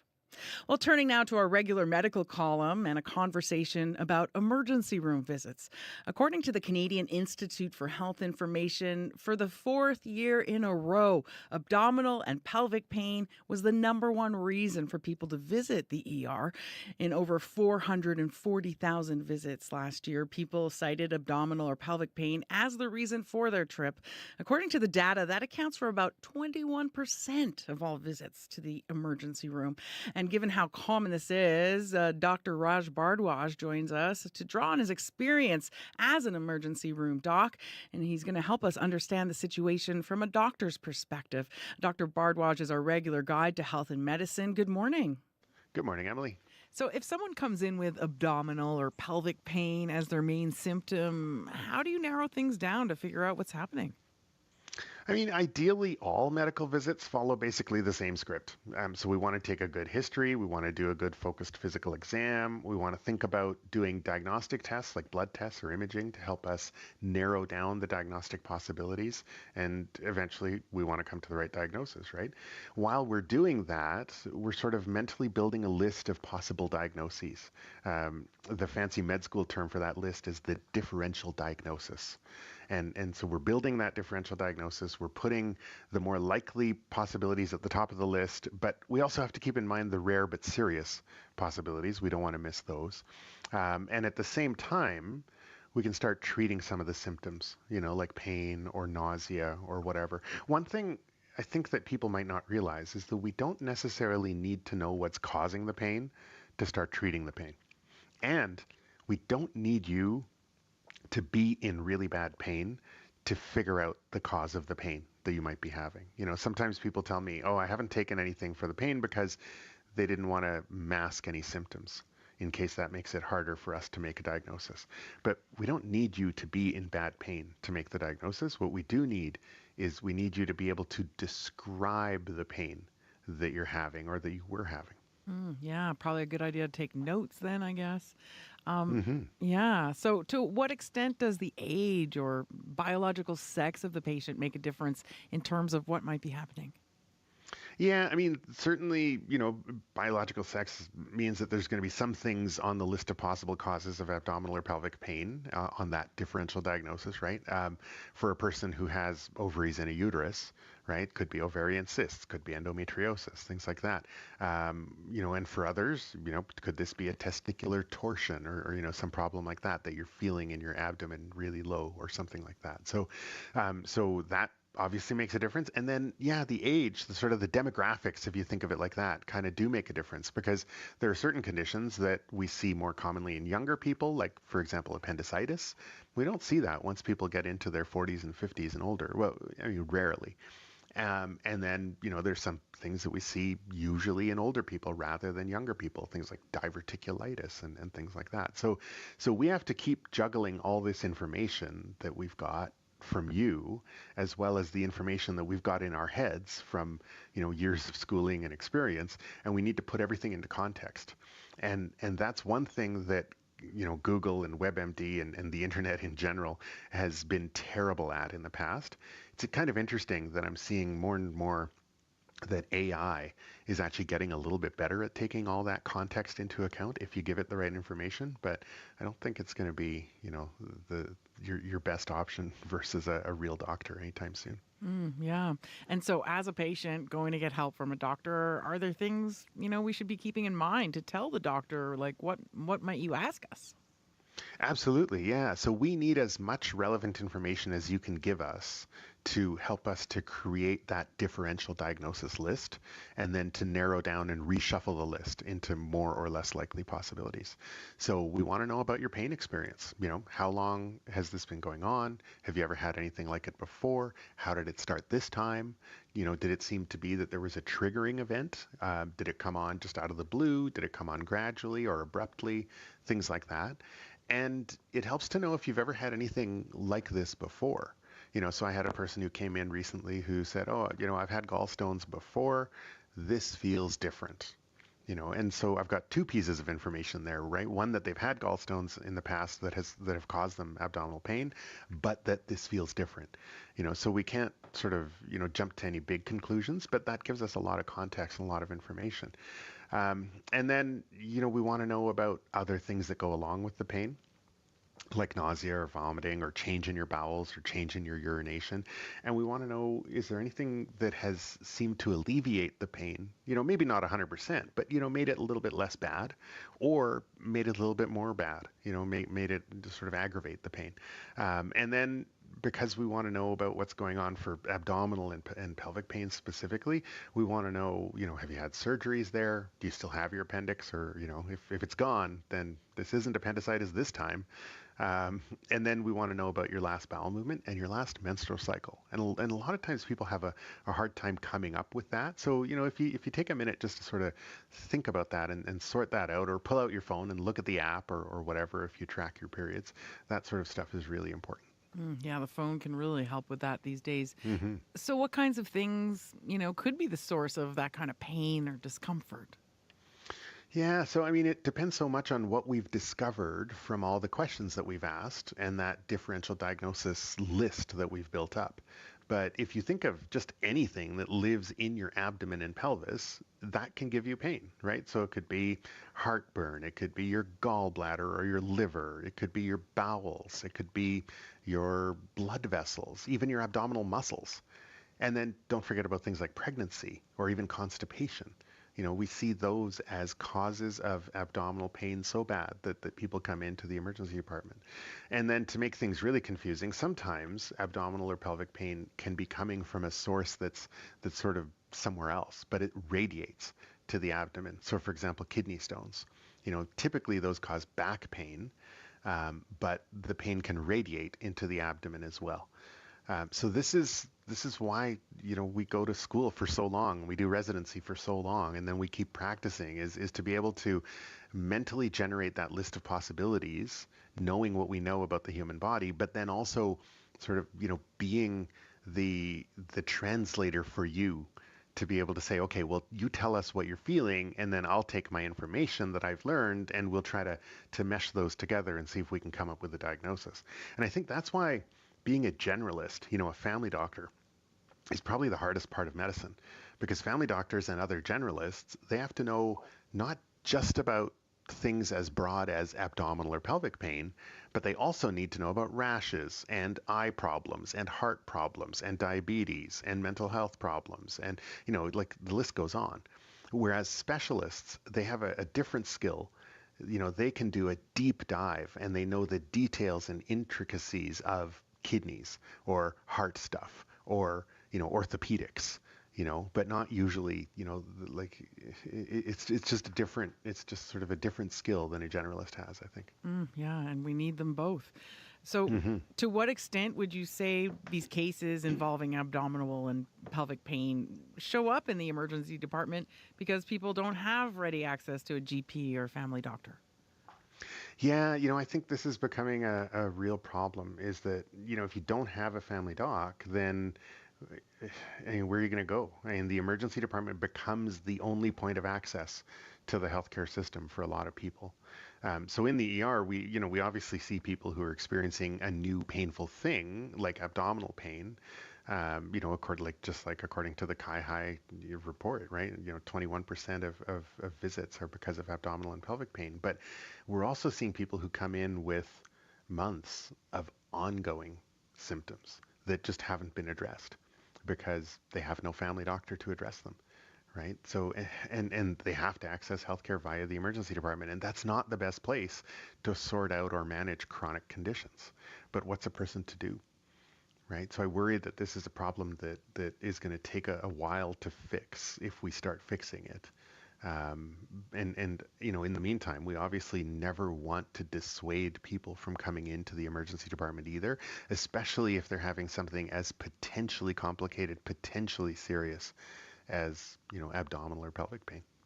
Yeah, what a situation. Thank you so much. My pleasure. That's our house doctor, Raj Bhardwaj. Every product has a story, and sometimes those stories have stories.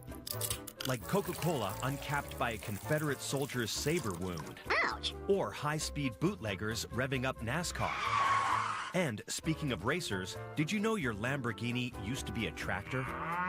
Surprising origin stories on Under the Influence with Terry O'Reilly. Thursday morning at 11:30, 3:30 p.m. in Newfoundland. And on the CBC Listen app. 7:25, and still to come in this hour of the show, from Lord of the Rings to Star Wars, the iconic music of fandom is being celebrated a cappella style.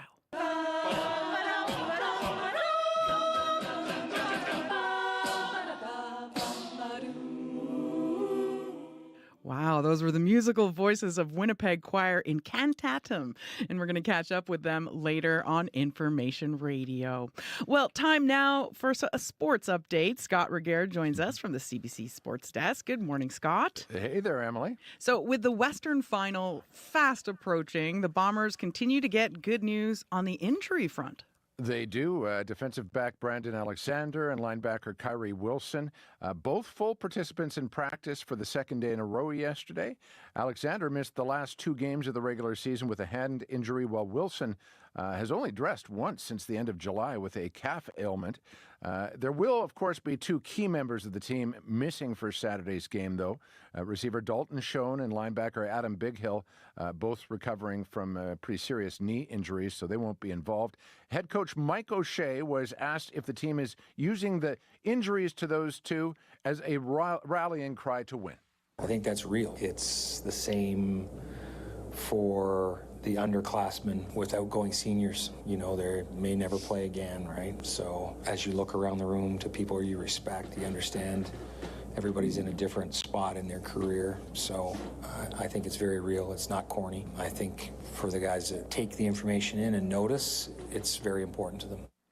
Good news on the health of the league as well, Emily. Montreal is hosting the Eastern Final, and the Alouettes have announced they have a sellout for that game. Good to see the league attracting more interest in its biggest markets. Not only have Montreal and Toronto both seen bumps this season in attendance, but more people are watching on TV as well. Last weekend's Eastern semifinal between the Argos and Ottawa attracted close to 1 million viewers, which isn't too far off what Hockey Night in Canada drew, and was more than we saw watch the NFL Thursday Nighter. So it's pretty clear that the league made a good move, Emily, in switching from Sundays to Saturdays for its playoff games and avoiding direct competition with the National Football League. Yeah, and great news for the sports fans who want to just tune in all weekend to all the games. And so speaking of games, tonight the Jets host the team that eliminated them from last year's playoffs. Yeah, those are bitter memories, aren't they? The thought of losing to the Avalanche in 5 games in the first round, pretty decisive thumping at the hands of the Avalanche for the Jets. But things have changed this year. Look at that record, 12-1 to lead the entire NHL. And if you look and say, you know, is this fool's gold or is this the real deal where Winnipeg's concerned? I mean, there's too many things that are sustainable for me here with the Jets.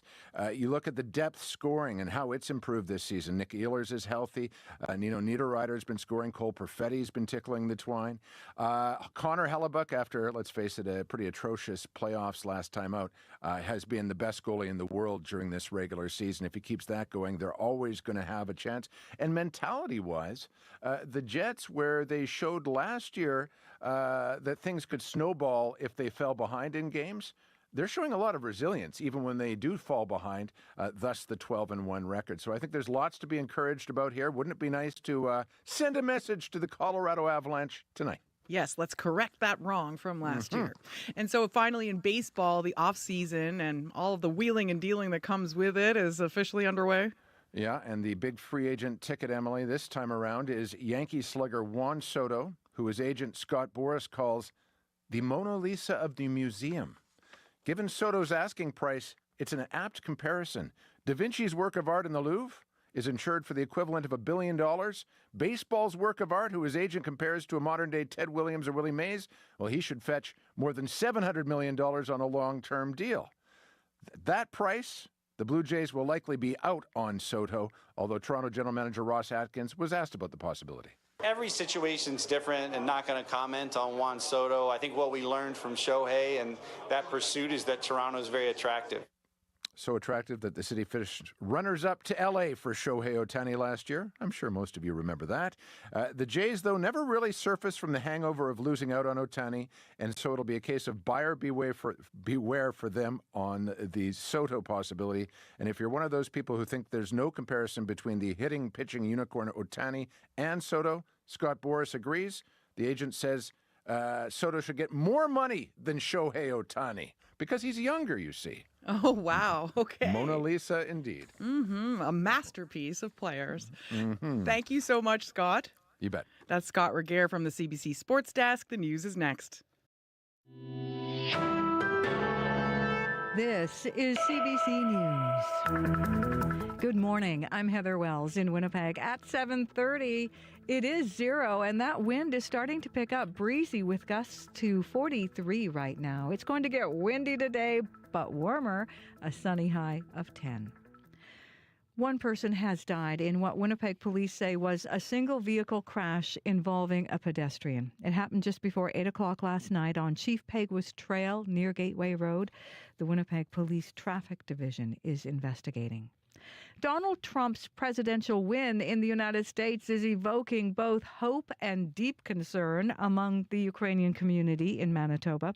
Katerina Starikova says her morning yesterday didn't start as she'd hoped. Leading to the election, the Ukrainian newcomer heard Donald Trump's criticism of American support for her home country and his vows to quickly end the war.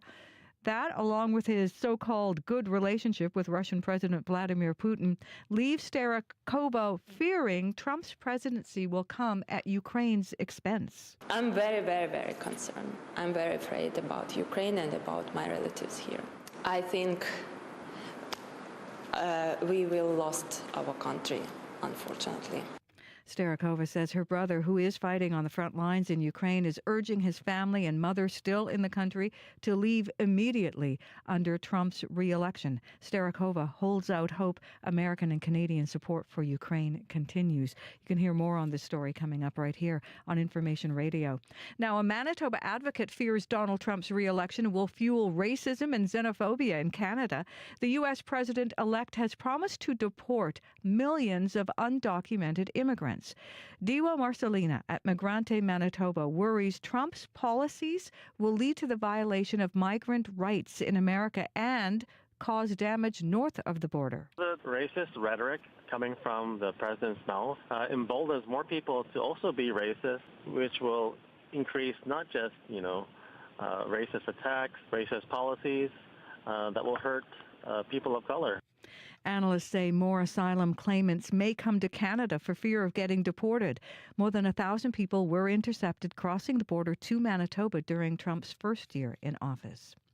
U.S. President Joe Biden will address his nation later this morning. It will be his first public comments since Donald Trump and the Republicans won the race to replace him.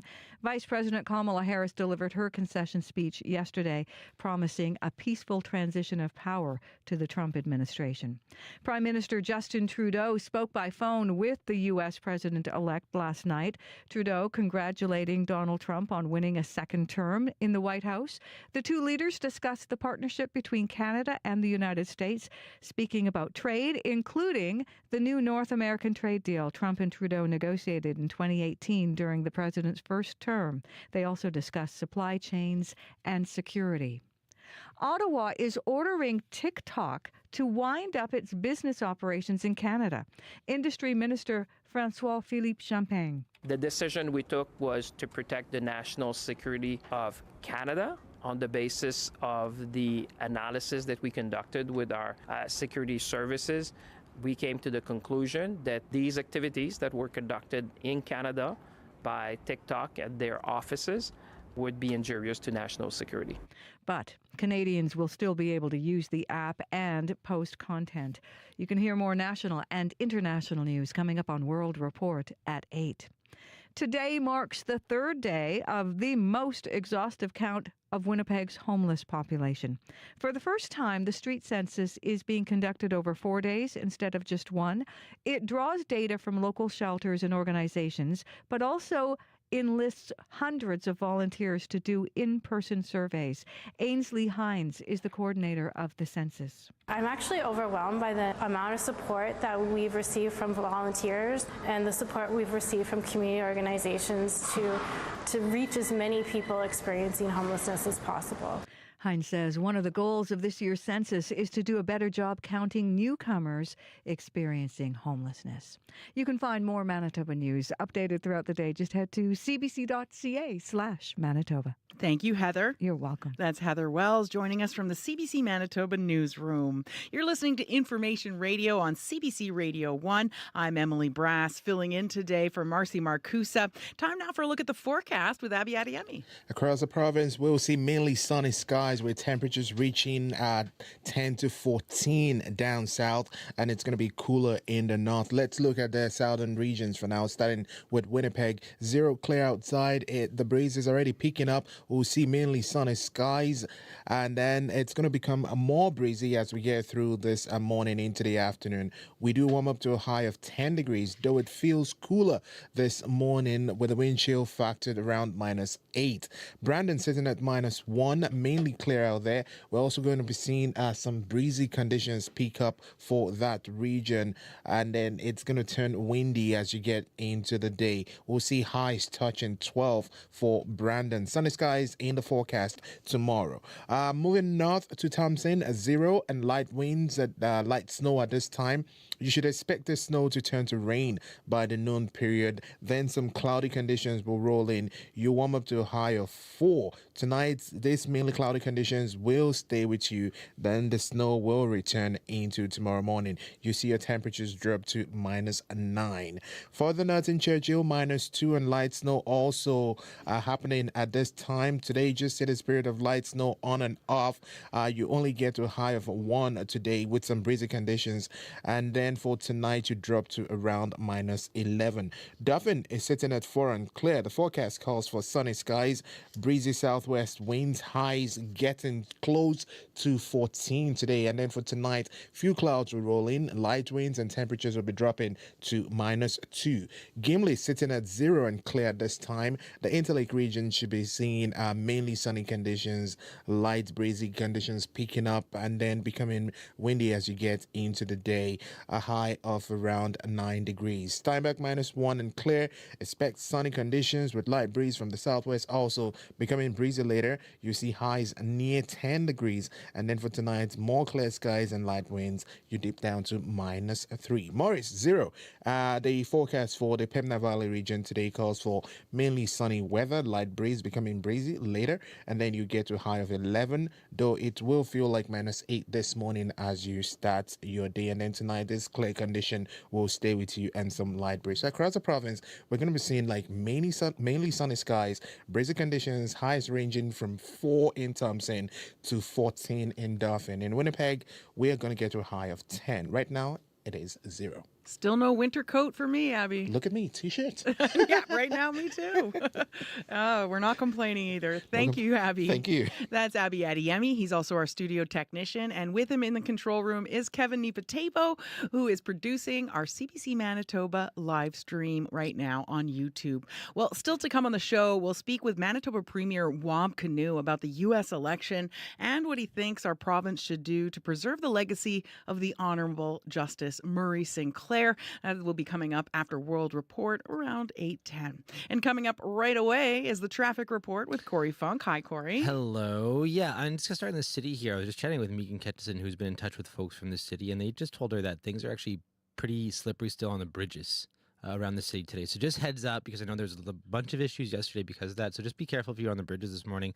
Up north, where we just heard from Abby that there are some snowy conditions, that's impacting highways right around Gillam, actually. So particularly on the 280 from Split Lake to Sundance, that's when you really start to get poor visibility and covered highways.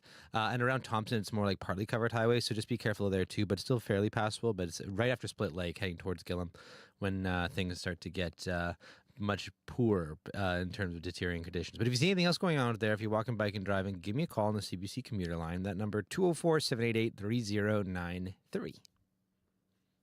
Thank you, Corey. That's Corey Funk. He's also our show director, and he'll be back to update the traffic a bit later in the show. You're listening to Information Radio on CBC Radio 1, 89.3 FM and 990 AM in Winnipeg. I'm Emily Brass, filling in today for Marcy Marcusa. Well, they call themselves geeks, nerds, and lovers of pop culture, and they're uniting together through music. The Incantatum singers are preparing for a special concert this weekend. The local choir performs songs from beloved films, TV shows, even video games. CBC Manitoba community reporter Shannalee Vidal stopped by the John Black Memorial United Church on Henderson, where the choir was holding a rehearsal.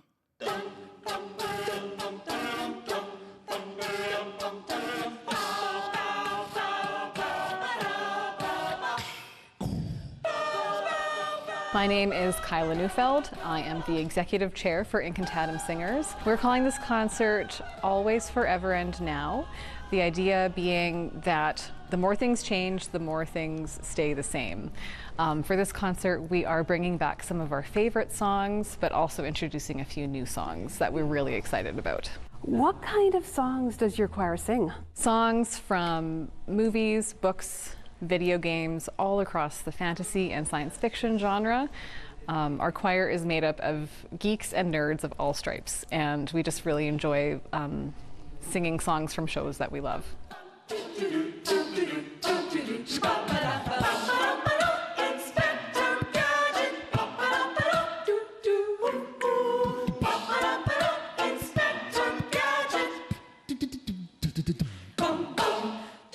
How did Incantatum get its start? Several years ago, as a group of friends who went to Comic-Con and walked around as wandering minstrels and just sang cartoon theme songs and fun songs from our past.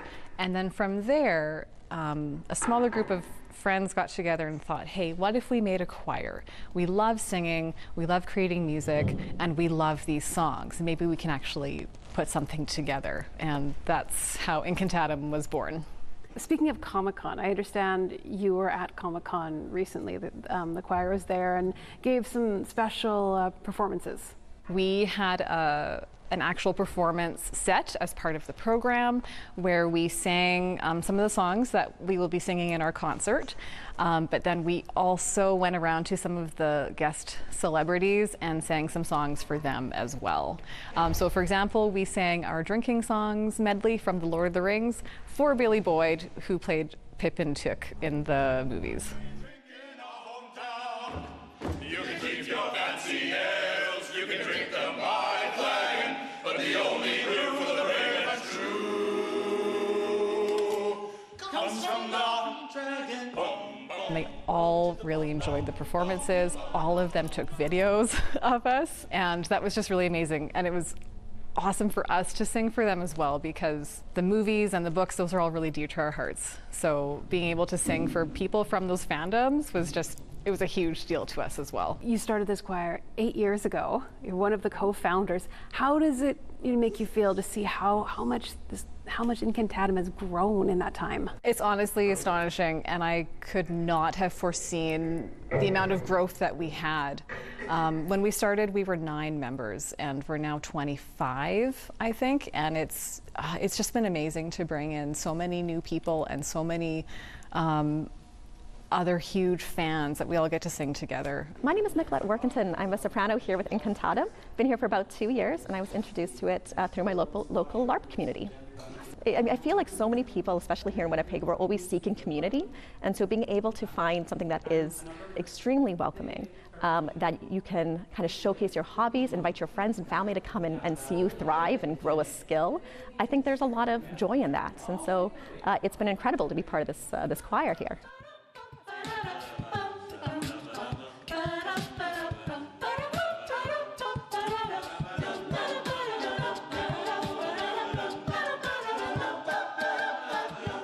My name is Sarah Jane Schmidt. I'm the musical director of the choir in Incantadum Singers.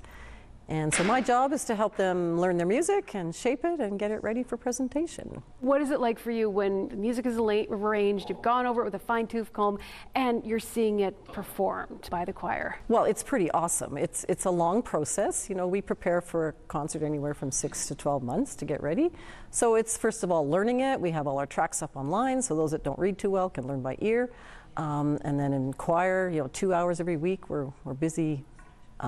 First of all, getting all the notes and the rhythm right and the words in there. Sometimes we sing in different funny languages like Elvish. And then we start working on the nuance and the volume dynamics, other kinds of touches.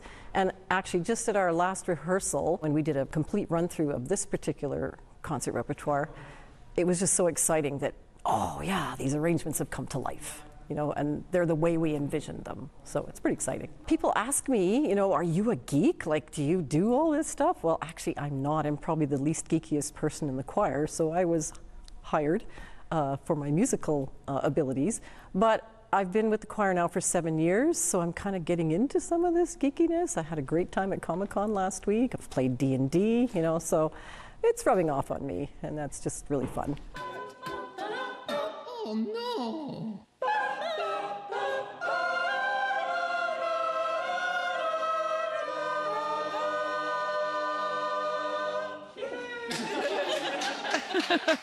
So much fun. You can see the Incantadum Singers perform this Friday and Saturday evening at John Black Memorial United Church on Henderson. And thanks to CBC Manitoba community reporter Shanley Vidal for bringing us the story. Allison Russell on the recorder.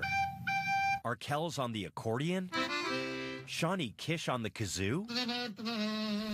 The Canadian Music Class Challenge is back. Pick a song from our list, create a cover version, upload the video. Amazing prizes are up for grabs, including thousands of dollars worth of new musical instruments for your class. The deadline is November 18th.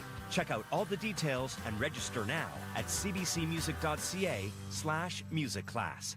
7:46, you're listening to Information Radio on CBC Radio 1. I'm Emily Brass.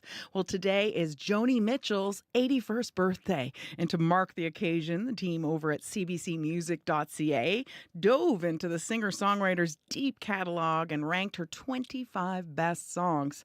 Boy, that would not be easy to do. Carrie, from Mitchell's career-defining album Blue, was inspired by the artist's time at a commune in Greece, and it ranked 9th on CBC Music's list. Here's Mitchell's 1971 track, Carrie. The wind is in from Africa. Last night I couldn't sleep. Oh, you know it sure is hard to leave here, Carrie, but it's really not my home. My fingernails are filthy. I've got beach tar on my feet, and I miss my clean white linen and my fancy French cologne. Oh, Carrie, get out your cane. Carrie, get out your cane. Put on some silk. I'll put on some silk. Oh, you're a mean old daddy, but I like you.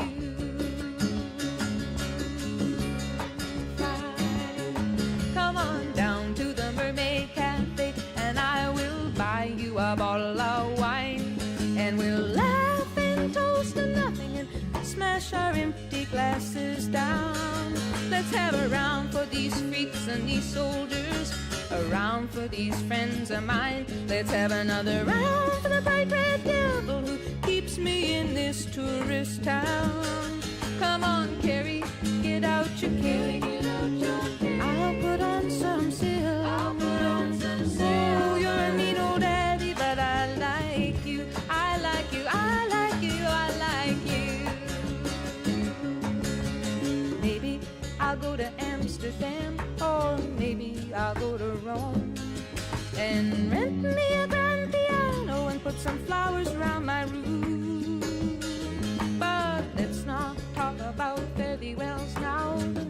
a starry dawn.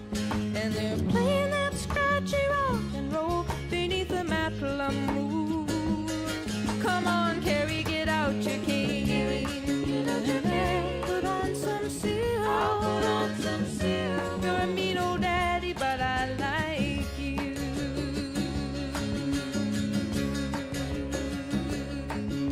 The wind is in from Africa. Last night I couldn't sleep. Oh, you know it sure is hard to leave you, but it's really not my home. Maybe it's been too long a time since I was scrambling down in the street. Now they got me used to that clean white linen and that fancy French cologne. Oh, Carrie, get out your cane. I'll put on my finest silk. Go to the Mermaid Cafe, have fun tonight. I said, oh, you're a mean old daddy, but you're out of sight.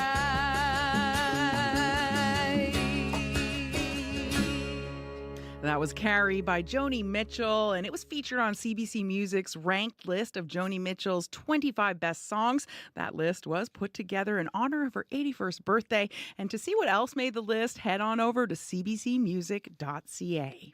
10 minutes before 8 o'clock, you're listening to Information Radio on CBC Radio 1, 89.3 FM in Winnipeg. I'm Emily Brass. Well, Donald Trump will become the 47th president of the United States. He won against candidate Kamala Harris on Tuesday, and with ongoing conflicts around the world, many wonder what a Trump presidency will mean. Ukraine's President Volodymyr Zelensky was among the first world leaders to publicly react to Donald Trump's victory. Here's some of what he shared on X.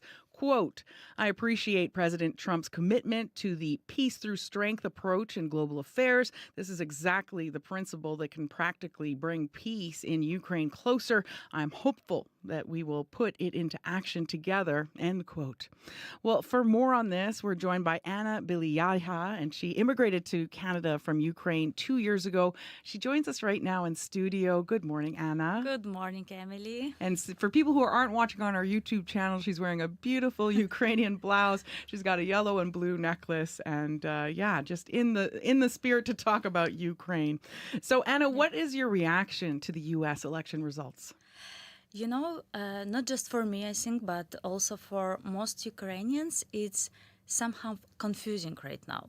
And why is confusing? Because Ukraine may have to adopt to a possible decline in America for some military support, not like before. I mean, not this huge support. It's one way because Mr. Trump, he repeatedly expressed many times that he will not give this large military support, and like he is supposed to finish war. Actually, if he going to finish and end this war, it will be amazing. Yes, but for now, like his relationship with Mr. Zelensky not that good like with Mr. Putin in Russia. So it depends. And because of a critical situation right now in Kiev, it's really critical situation because Russia increases an offensive operation more and more. And as you know, 10,000 Korean right now, they are in Kursk region, and they just wait. Some option go to against Ukraine. 10,000 troops, South Korean troops in Kursk right now. So for Kiev right now, it's really more critical situation even than before. So any political decision now very tense. So for Ukrainians, one way around, if Mr. Trump, what he said before during his campaign, he said a lot of times that during his term, no war in the world. So maybe he can finish and end this war, and this will be amazing. But if not, it's mean for us a shortage in military support, and this one really not good for Ukrainians. So we're confused right now. Some people are happy because maybe it's going to end the war, and some people just confusing because maybe it will cut. And for us, it's mean it's a lot of dead people. It's a lot of air raids every night because right now Russia more and more aggressive every day. And you touched on that you're worried that maybe Trump is closer to Putin than Zelensky. Like, how do you see that as a problem? You know, I just saw in his campaign and a lot of time when he was in Florida and his speech was during his campaign on September in New York. He met with Mr. Zelensky and like sometimes he just sent a hint about like Ukraine should give for Russia little bit so this can give some agreement for both countries. Like he sent just this hint, but it's understandable that he just tell hiding words like give this territory, and what he said exactly, I remember these words: agreement in this situation, any agreement better than nothing. Like any agreement, it's better than this situation what we have right now. In some kind, he is right because everything going worse and worse and worse every day. Mobilization continue, and in another 3 months, now it's take the men more than 50 because no like males in Ukraine at all. Like not at all, but you know what I mean, who can fight for Ukraine right now because a lot of people die and it's really like a huge problem right now. So I think like Russia is strong country and we shouldn't forget that Mr. Trump, he's good businessman and he always calculate his benefits. It's good because he is businessman, yes, and Russia, he is more interesting for him about economy, you know, than Ukraine right now. Because Ukraine right now in very weak position. Let's be true. Let's be honest. In very weak. We asking him to give money and support. But Russia can offer something else, not just asking for some military support. You know what I mean. Okay. And on a personal note, Anna, you had to send your mom back home to Ukraine yesterday. How'd that make you feel, given like you're talking so many deaths, so much aggression right now? Yes, and fighting continues in the east and actually in south of the country. Russia attacks night drones every night, more and more for civilians, and it's like day and night. Like it's like something crazy right now. Of course, I feel I'm scared. Yes. Like all Ukrainians who have a family and their families is there, we all care about this. So what I can do, I just can pray that everything will good with my mom, with my family. And I really pray and I hope Mr. Trump will make some decision what can make little better for Ukraine and for this war right now. Because well, like what is your mother going back to right now? She actually came to me and like a guest, you know, to visit her grandson because I gave birth 5 months ago. I have a little one. I'm on the maternity leave right now. My 5 months old Lavrin, and she really loved to see her grandson, you know, because we don't know when we're going to see each other. And I scare going to Ukraine and visit my family because night attack and what my father calling me every night, it's worse and worse. It's a lot of people and a lot of people die every day. So even this night, maybe you saw the news, it's attacked one huge like building in Kyiv and we just live around Kyiv. So yeah, I feel scared, but I have hope. Ukrainians have only hope right now. That's all. Well, we hope the best for your family. Thanks so much for coming and sharing, Anna. Thank you so much. Thank you. Anna Biliyaha emigrated to Canada from Ukraine 2 years ago. For more on the story, you can head to cbc.ca/Manitoba. Heather Wells is standing by with the CBC Manitoba headlines. Good morning. Well, hundreds of volunteers and outreach workers will hit the streets again today, hoping to get a clear snapshot of Winnipeg's homeless population. It's the 4th Winnipeg Street Census, and it began Tuesday. It continues until tomorrow. The coordinator says one of the goals this year is to do a better job counting newcomers who are experiencing homelessness. We'll hear more from her coming up on our next local news at 8:30. Thank you, Heather. You're welcome. That's Heather Wells from the CBC Manitoba newsroom. Well, still to come on the show, we're going to speak with Premier Wab Kinew about the American election and on the life and legacy of the Honorable Justice Murray Sinclair. It's our monthly talk with the Premier. That's coming up after World Report. Right now, at the Forks, it's 0 degrees and clear, going up to a high today of 10 degrees. It's going to be windy. There's going to be some gusts this morning up to 60 kilometers an hour. For tonight, clear. The breeze becoming light in the evening with a low of -3. And for tomorrow, sunny and breezy in the afternoon with a high of 8. Brandon, mainly sunny today, also breezy, high 12. Clear tonight, wind becoming light in the evening, low -4. Tomorrow, sunny and breezy with a high of 11. And for Thompson, snow changing to rain around noon, then ending this afternoon, around 2 to 4 centimeters expected, and breezy with a high of +4. World Report is coming up next.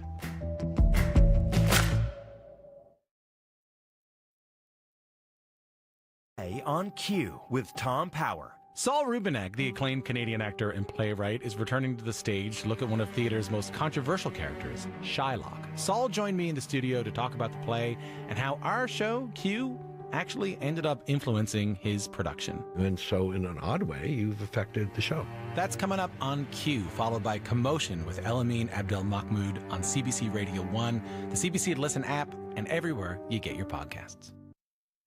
The CBC News is next. Coming up in half an hour, it's The Current with Matt Galloway. As Donald Trump heads back to the Oval Office, he is bringing many powerful men with him, from Elon Musk to Robert F. Kennedy Jr. and beyond. The historian Jill Lepore on America's new power structure and how they'll change that country, coming up on The Current. This is World Report. Good morning. I'm Marcia Young.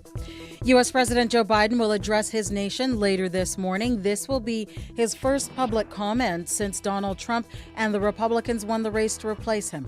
Vice President Kamala Harris delivered her concession speech yesterday. She promised a peaceful transition of power to the Trump administration. Karen Pauls is in Washington. And Karen, Donald Trump doesn't become president until January, but what are his next steps in the coming days? He has a lot of transition meetings. Donald Trump's team is focused on getting out of the gates quickly. Trump needs to start choosing a cabinet and other high-ranking officials. He's already said he wants to make tech billionaire Elon Musk Secretary of Cost Cutting, possibly in charge of a Department of Government Efficiency with the goal of shaving trillions of dollars from the federal budget. He said he'll give vaccine skeptic Robert F. Kennedy Jr. some role in health. And his advisors have been vetting others for key posts like defense, trade, immigration, and economic policy. With Republican control of the Senate and defending a House majority, political appointments like that will be much easier to get through. Karen, during the campaign, Trump promised to do a lot during his first 100 days. How will that look? Trump and his allies have already said quite a bit about that. He has promised on day one to close the U.S. border with Mexico and launch the largest domestic deportation operation in American history. Here's a collage of some of what Trump said about that and other priorities. We're going to have to seal up those borders, and we're going to have to let people come into our country. We have to let them come back in, but they have to come in legally. We're going to be paying down debt. We're going to be reducing taxes. We want a strong and powerful military, and ideally we don't have to use it. You know, we had no wars. 4 years, we had no wars. Republican leaders in both chambers want to move quickly on a massive budget reconciliation package that would cut taxes by trillions of dollars. Others want Trump to reclassify a large chunk of federal civil service workers so they can be replaced with others more invested in carrying out his policies. Marcia? Thank you, Karen. You're welcome. The CBC's Karen Pauls in Washington. When Donald Trump assumes office as the next president, he will probably have tackling Canada's closed dairy market on his agenda. A private member's bill from a Bloc MP will try to protect the dairy industry, but the Senate has been taking a closer look, and it says this might not be a smart move. Janice McGregor joins us now from our Parliamentary Bureau. And Janice, why would Americans have a problem with this bill? Marcia, Senator Peter Harder, who's fought this bill from the beginning, compared it to a grenade. He warned senators that passing it would be like pulling the pin on Canada's trade relationship. If it became law, negotiators could no longer run a play that's been key to landing Canada's biggest trade deals over the last decade, and that's serving up a small slice of Canada's dairy market to foreign competition. Taking a hard line against any future concessions, well, that plays well in parts of rural Canada where politicians court the votes of dairy, egg, and poultry farmers. But for international trading partners, taking this off the table is unfairly protectionist. More access for U.S. dairy farmers was something that Donald Trump bragged about when NAFTA was renegotiated. The Americans are still disputing whether Canada's interpreting the text of that deal unfairly and still blocking imports that it agreed to take. Carlo Dade, the trade director for the Canada West Foundation, says there's no way this ends with anything other than serious damage. We pulled a fast one on the author of the art of the deal. And now we've gone back to put in legislation to keep our ill-gotten gains. That's a polite reading from the Americans. If you want to get out a bunch of four-letter words, you're come closer to how they feel about this. So what did senators do late yesterday? The committee that studied this bill has heard from 52 witnesses, way more than MPs did when the House passed it. And a lot of the testimony concluded it's terrible public policy. Here's Senator Harder moving an amendment yesterday to neuter the bill. Witnesses that we've had have revealed the innate flaws of the bill. I believe that we need to de-risk this bill. His amendment passed 10 votes to 3, put it back on track to being sent to the House for MPs to reconsider. But the Commons right now is effectively filibustered. So as anxiety sets in about future trade wars with Donald Trump, this one might be slow-walked to its death. All right, thank you, Janice. You're welcome. The CBC's Janice McGregor in Ottawa.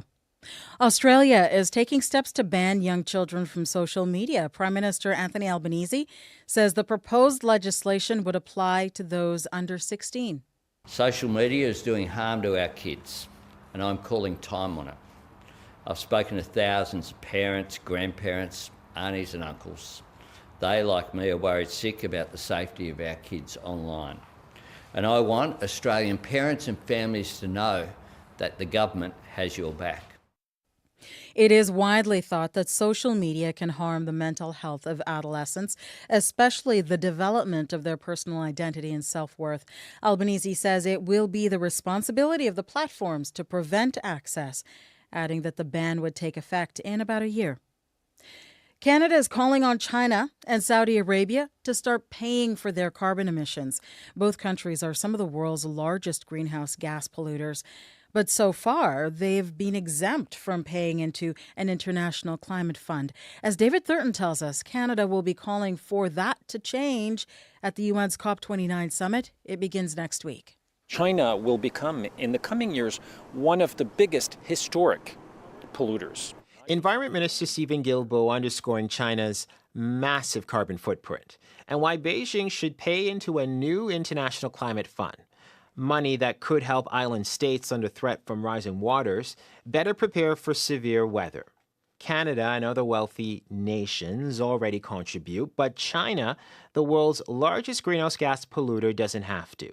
Because 30 years ago, when the first UN climate agreement was signed, its economy was much smaller. It's now much bigger. And now Guilbeault says Beijing and others need to pay up. And countries like Saudi Arabia and other Gulf states have a lot of money, and they contribute a lot to climate change. This is expected to be a major issue next week when Azerbaijan hosts the UN Climate Summit in Baku, where countries are supposed to agree on a new and more generous climate finance goal. This is really key to rebuild trust between North and South, this trust that has been slowly but surely eroded. Caroline Briette is with Climate Action Network Canada. And it's also why countries from the Global South are expecting Canada and the G7 to come to Baku ready to show us the money. Whether that will happen is still unclear. It took years for wealthy nations to achieve the previous climate finance target.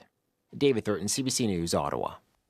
Healthcare spending could be spiking this year in Canada. The Canadian Institute for Health Information has just released its annual report. It projects healthcare spending across Canada will reach a new high of $372 billion. That works out to $9,054 per Canadian.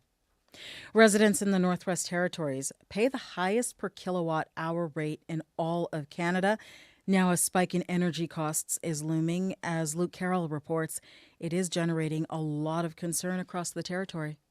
It's a huge hike, and it just seems like these hikes never end. That's Adrian Bell. He's president of the Yellowknife Chamber of Commerce. Or is the expectation simply that businesses pass this on forever to consumers? Bell is commenting on what could be a 25% increase on power bills. The Northwest Territories Power Corporation is applying for the increase to make up for expenses it says are out of its control. Things like low water levels, inflation, and rising diesel prices. But the proposed hike has both businesses and local governments worried. Stephen Van Dyne is Yellowknife's city manager. The rate increase is going to affect all of our facilities. Van Dyne says it's up to council to determine how the city manages the rate hike, whether that be raising taxes or user fees. The rate hike is particularly terrifying to residents of Norman Wells, a community that declared a state of emergency as heating fuel reached unaffordable levels. Yeah, it's starting to get a little scary, no doubt. Josh Earls runs Rampart Rentals in Norman Wells. It's one of 2 grocery stores in town. We're going to have to raise costs just to help cover these power costs, and I mean, let alone all the lights and everything else that we have. The rate hike isn't final. The Public Utilities Board will be looking at the reason for the rates and determining whether the Power Corporation made a compelling enough case. That decision is expected by the end of the year. Luke Carroll, CBC News, Yellowknife. And that is the latest national and international news from World Report. News anytime at cbcnews.ca. I'm Marcia Young.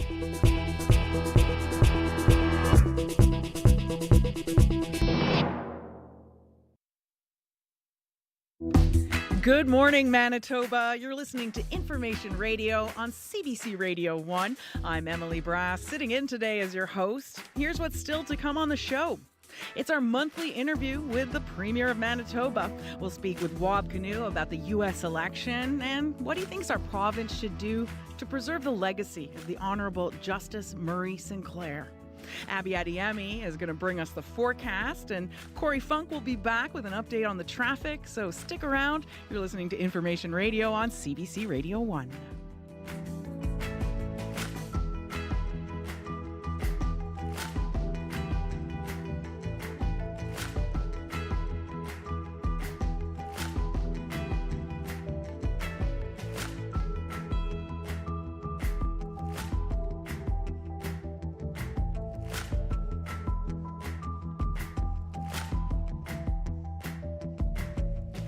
11 minutes after 8 o'clock, time for the news headlines with Heather Wells.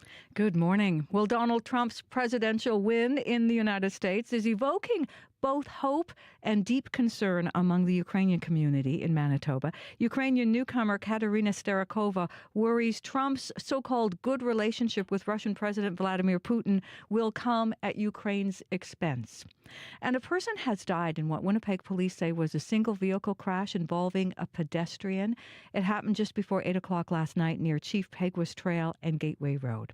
I'll be back with more Manitoba news at 8:30. Thank you, Heather. You're welcome. That's Heather Wells from the CBC Manitoba newsroom. And joining us now for the control room is Abby Adiemi with a look at the weather, which is still above seasonable, isn't it? Yeah, still good, but we're seeing that light snow up north and sunny skies will be the condition down south, though it feels cooler this morning. That wind I'm talking about has been picking up. It's getting breezier. The gusts already getting to 43, 45 at this time.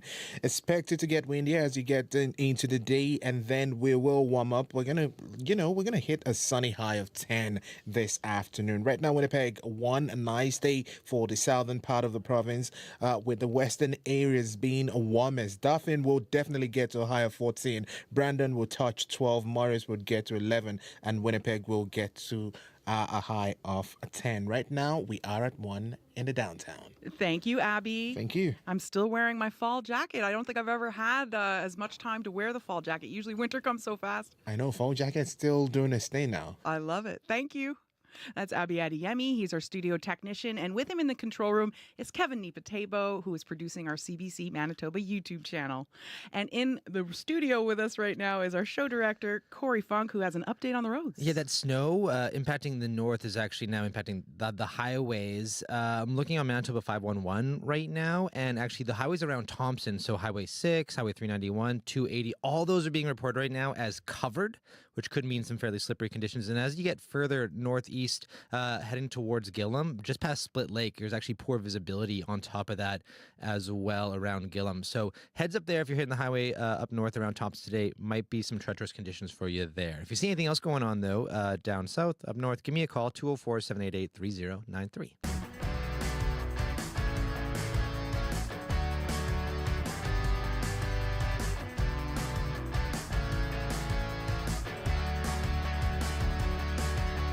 13 minutes after 8 o'clock, you're listening to Information Radio on CBC Radio 1, 89.3 FM and 990 AM in Winnipeg. Also heard around the world on the CBC Listen app and on our website. And you can check us out live on our CBC Manitoba YouTube channel. I'm Emily Brass, sitting in as your host today.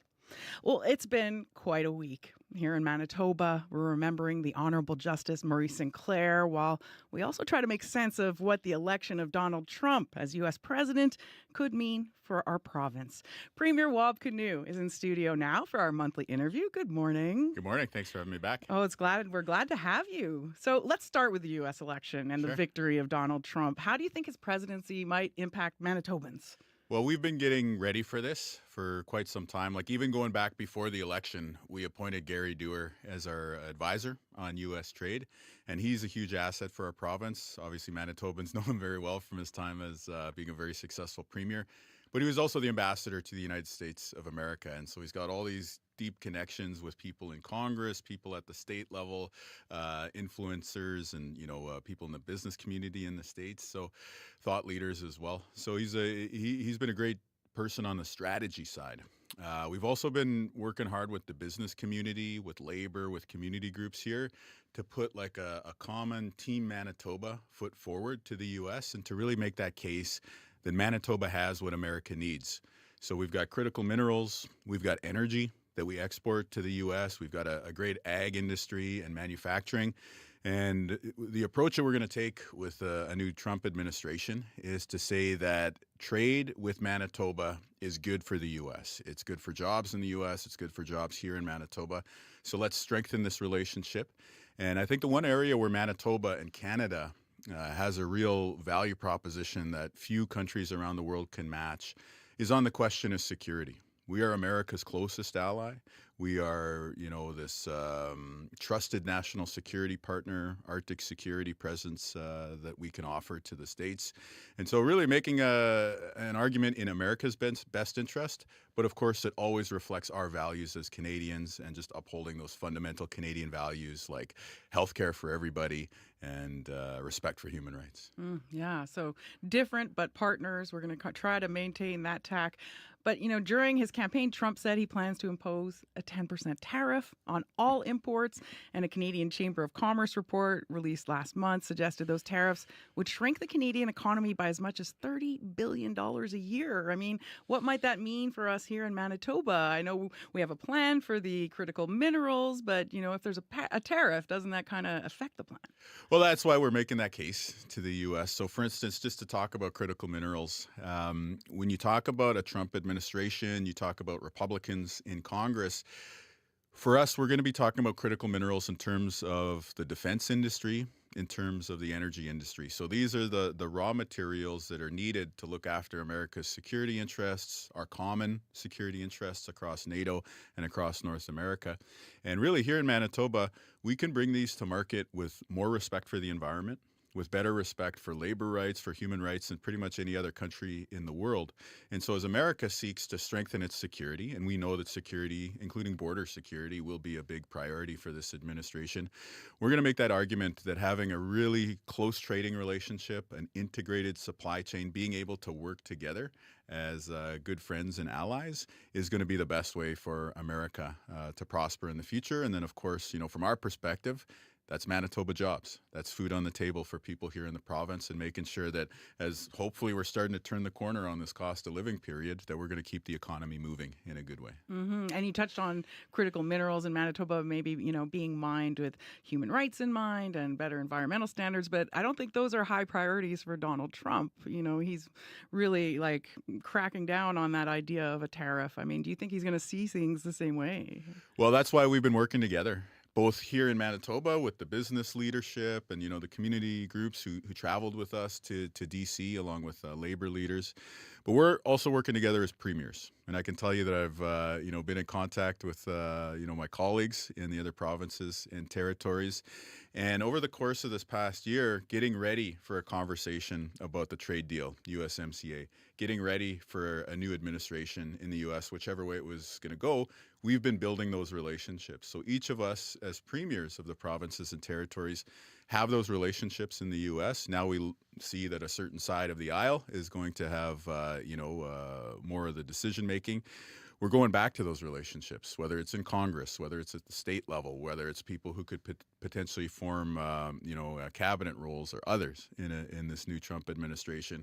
And we're just, again, going back and making that case. Trade with Manitoba, trade with Canada is good for you. And of course, from our perspective, we're going to stand up for your jobs and do it in a way that always upholds our values as Manitobans and Canadians. Mm-hmm. And you touched on the different individual states. We also have relationships with governors and governments at that level.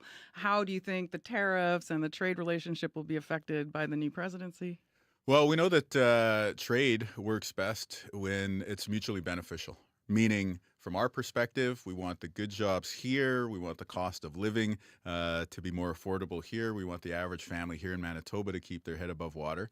And obviously, the United States of America is going to be looking after their own interests. And I really do think there's a possibility to build a win-win.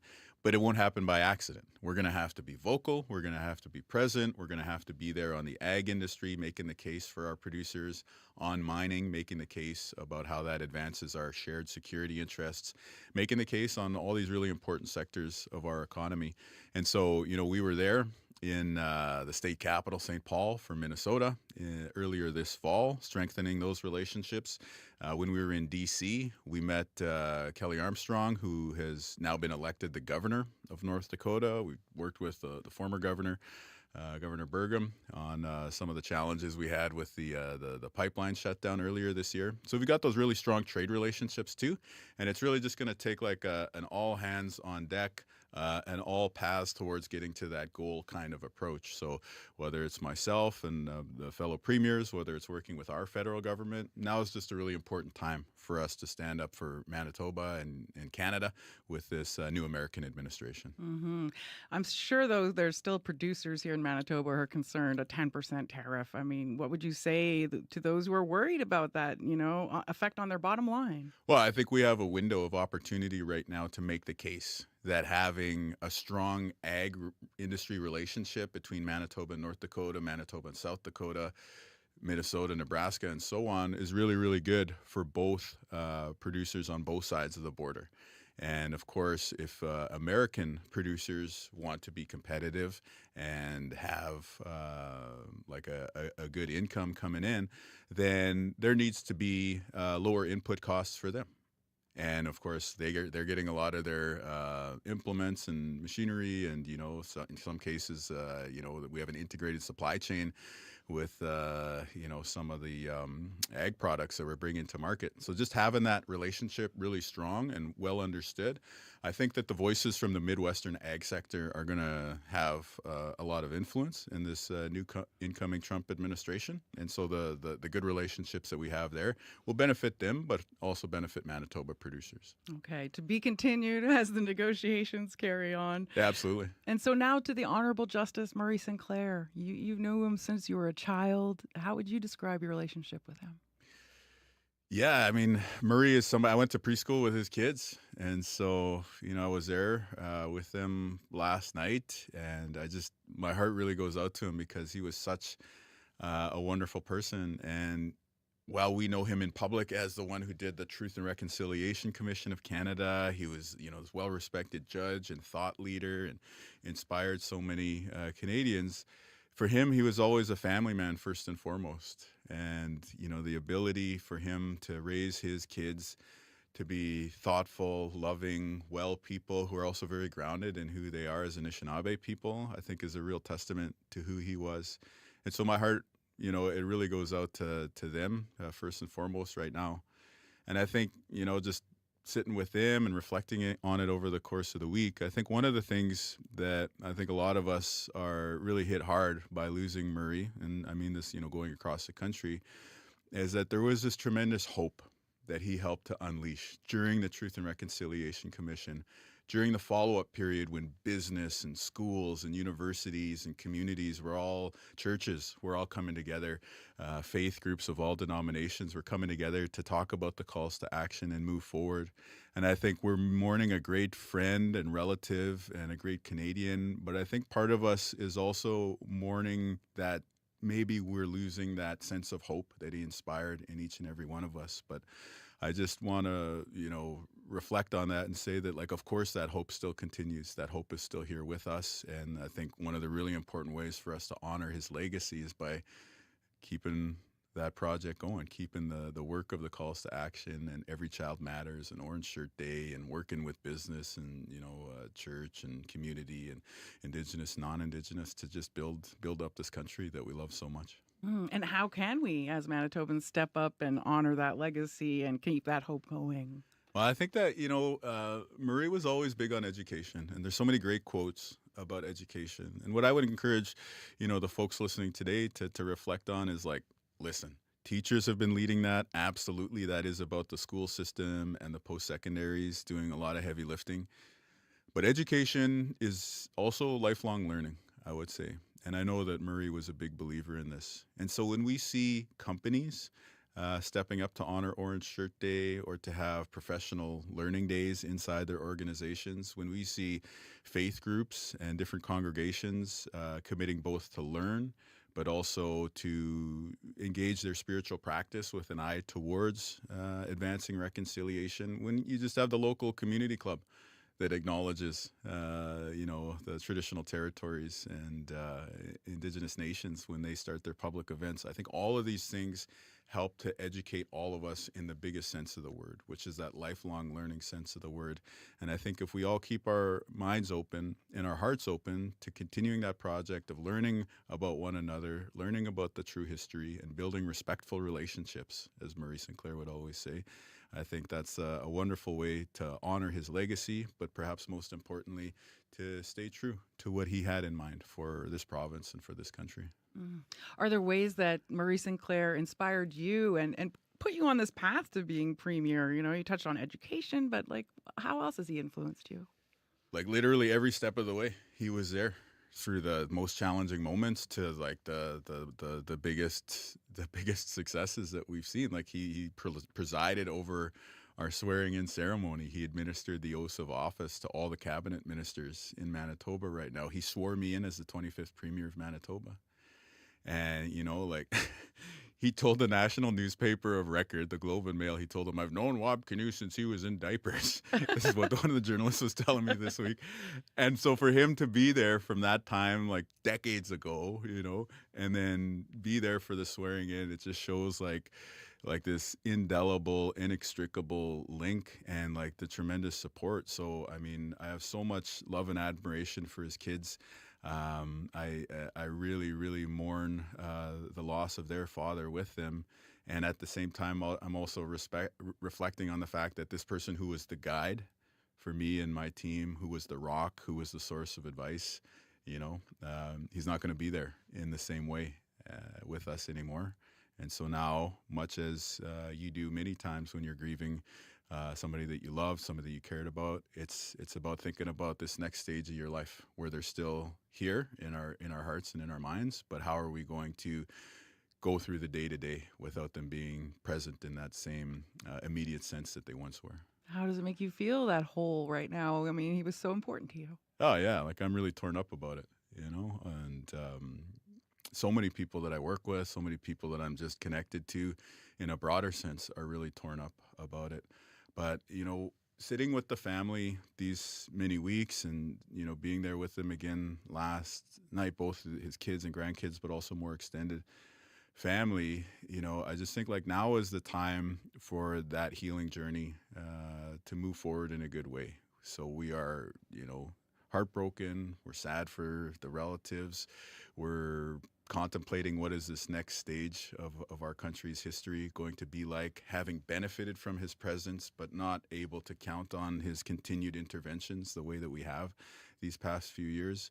I just really, it's just a mix of heartbreak and gratitude. And that bittersweet feeling is, among other things, what makes life worth living. And so I think as much as we mourn this giant who walked amongst us, I think we're also just very, very grateful and thankful for having been able to walk in his footsteps. Mm-hmm. And so just in our last minute here, Premier, I mean, let's go back to that swearing-in ceremony and his speech. What have his words meant to you during your time as Premier so far? Well, he gave advice on how to run a government. He said, you have to learn to love the people even if they don't love you, which is do the right thing, even if it isn't popular.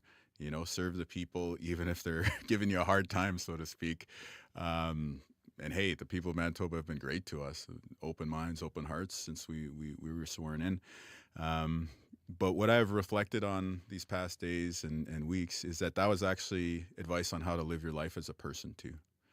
Learn to love the people around you, even if they're not reciprocating. Learn to love your kids and family, most of all, even if family life has its ups and downs. And just try to be that kind, gentle person that we saw in Murray.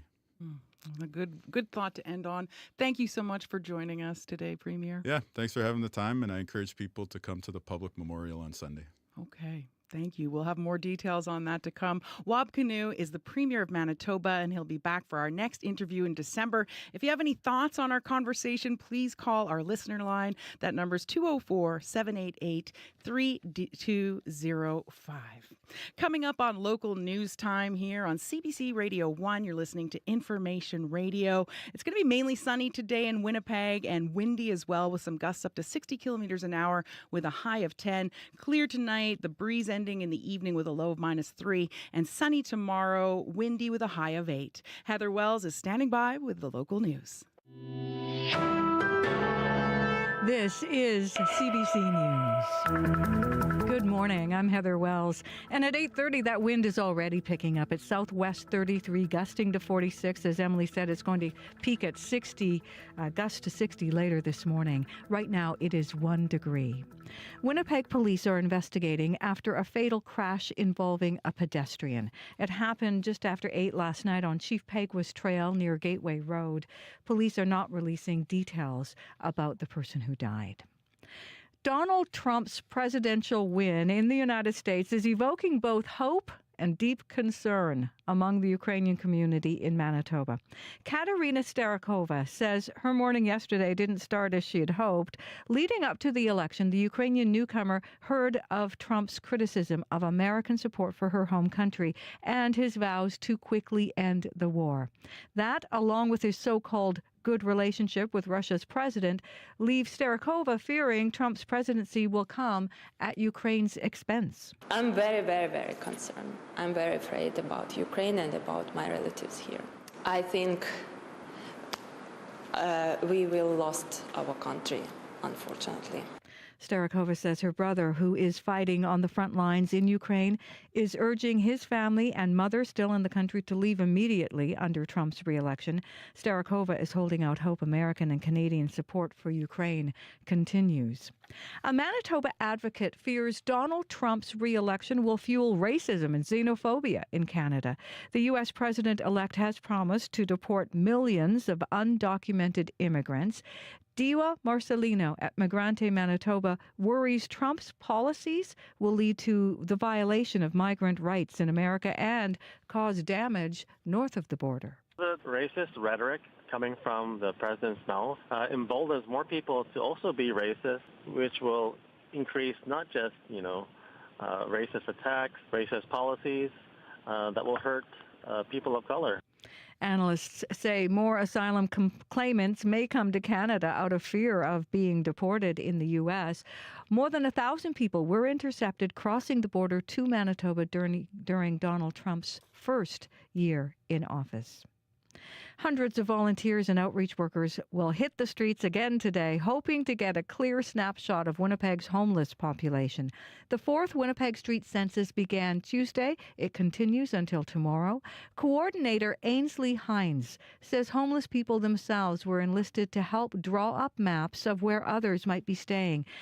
And she also says she is encouraged by the turnout. I'm actually overwhelmed by the amount of support that we've received from volunteers and the support we've received from community organizations to reach as many people experiencing homelessness as possible. Hines says one of the goals of this year's census is to do a better job counting newcomers experiencing homelessness. The Canadian government is ordering TikTok to close its Canadian operations. Industry Minister François-Philippe Champagne issued the order following a national security review of the Chinese company that owns the social media app. He says there are fears TikTok users could be susceptible to pro-China misinformation. However, while TikTok's business operations are being shut down, Canadians will still be able to use the app. The European Union's Climate Change Service says it is almost certain 2024 will be the hottest year ever recorded on planet Earth. Last year, we kept the temperature below 1.5 just by a small margin. We were 148, and we have been above that threshold throughout the year. Director of Climate Service Carlo Buontempo. Less than 10 years ago, the world's leading economies pledged to prevent global warming from surpassing 1.5 degrees Celsius. Technically, that target has not been breached. It covers a span of decades, meaning we are on track to surpass it sometime around the year 2030. You can find more news updated throughout your day. All you have to do is head to cbc.ca/Manitoba. Thanks for everything today, Heather. Thank you. That's Heather Wells joining us from the CBC Manitoba newsroom. You're listening to Information Radio. I'm Emily Brass, filling in for Marcy Marcusa.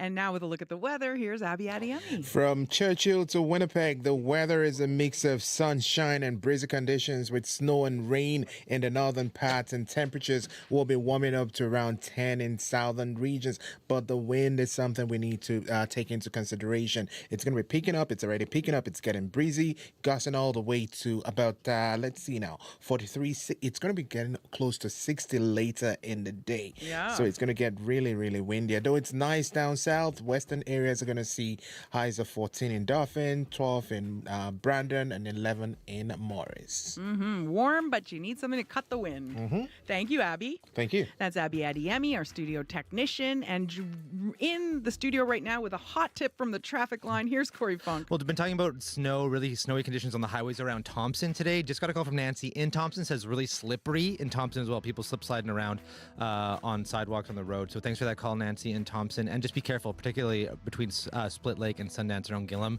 Poor visibility there as well. Back to those winter driving conditions. Certainly is. Good luck, everyone out there. And thanks also to Kevin Nipatebo, who's part of the team this morning, who is streaming our live CBC Manitoba YouTube channel right now. Coming up next is The Current. Carol Anderson and Jill Lepore will join host Matt Galloway to reflect on what this Trump presidency and his gains in this election mean for America. That's coming up right after this show. And if you didn't catch anything, so if you missed some parts of our show, you can always listen back to some of our items on the CBC Listen app. We always post a few of our interviews on there for on-demand listening. I'm Emily Brass, filling in for Marcy Marcusa. I'll be back tomorrow. The Current is coming up next.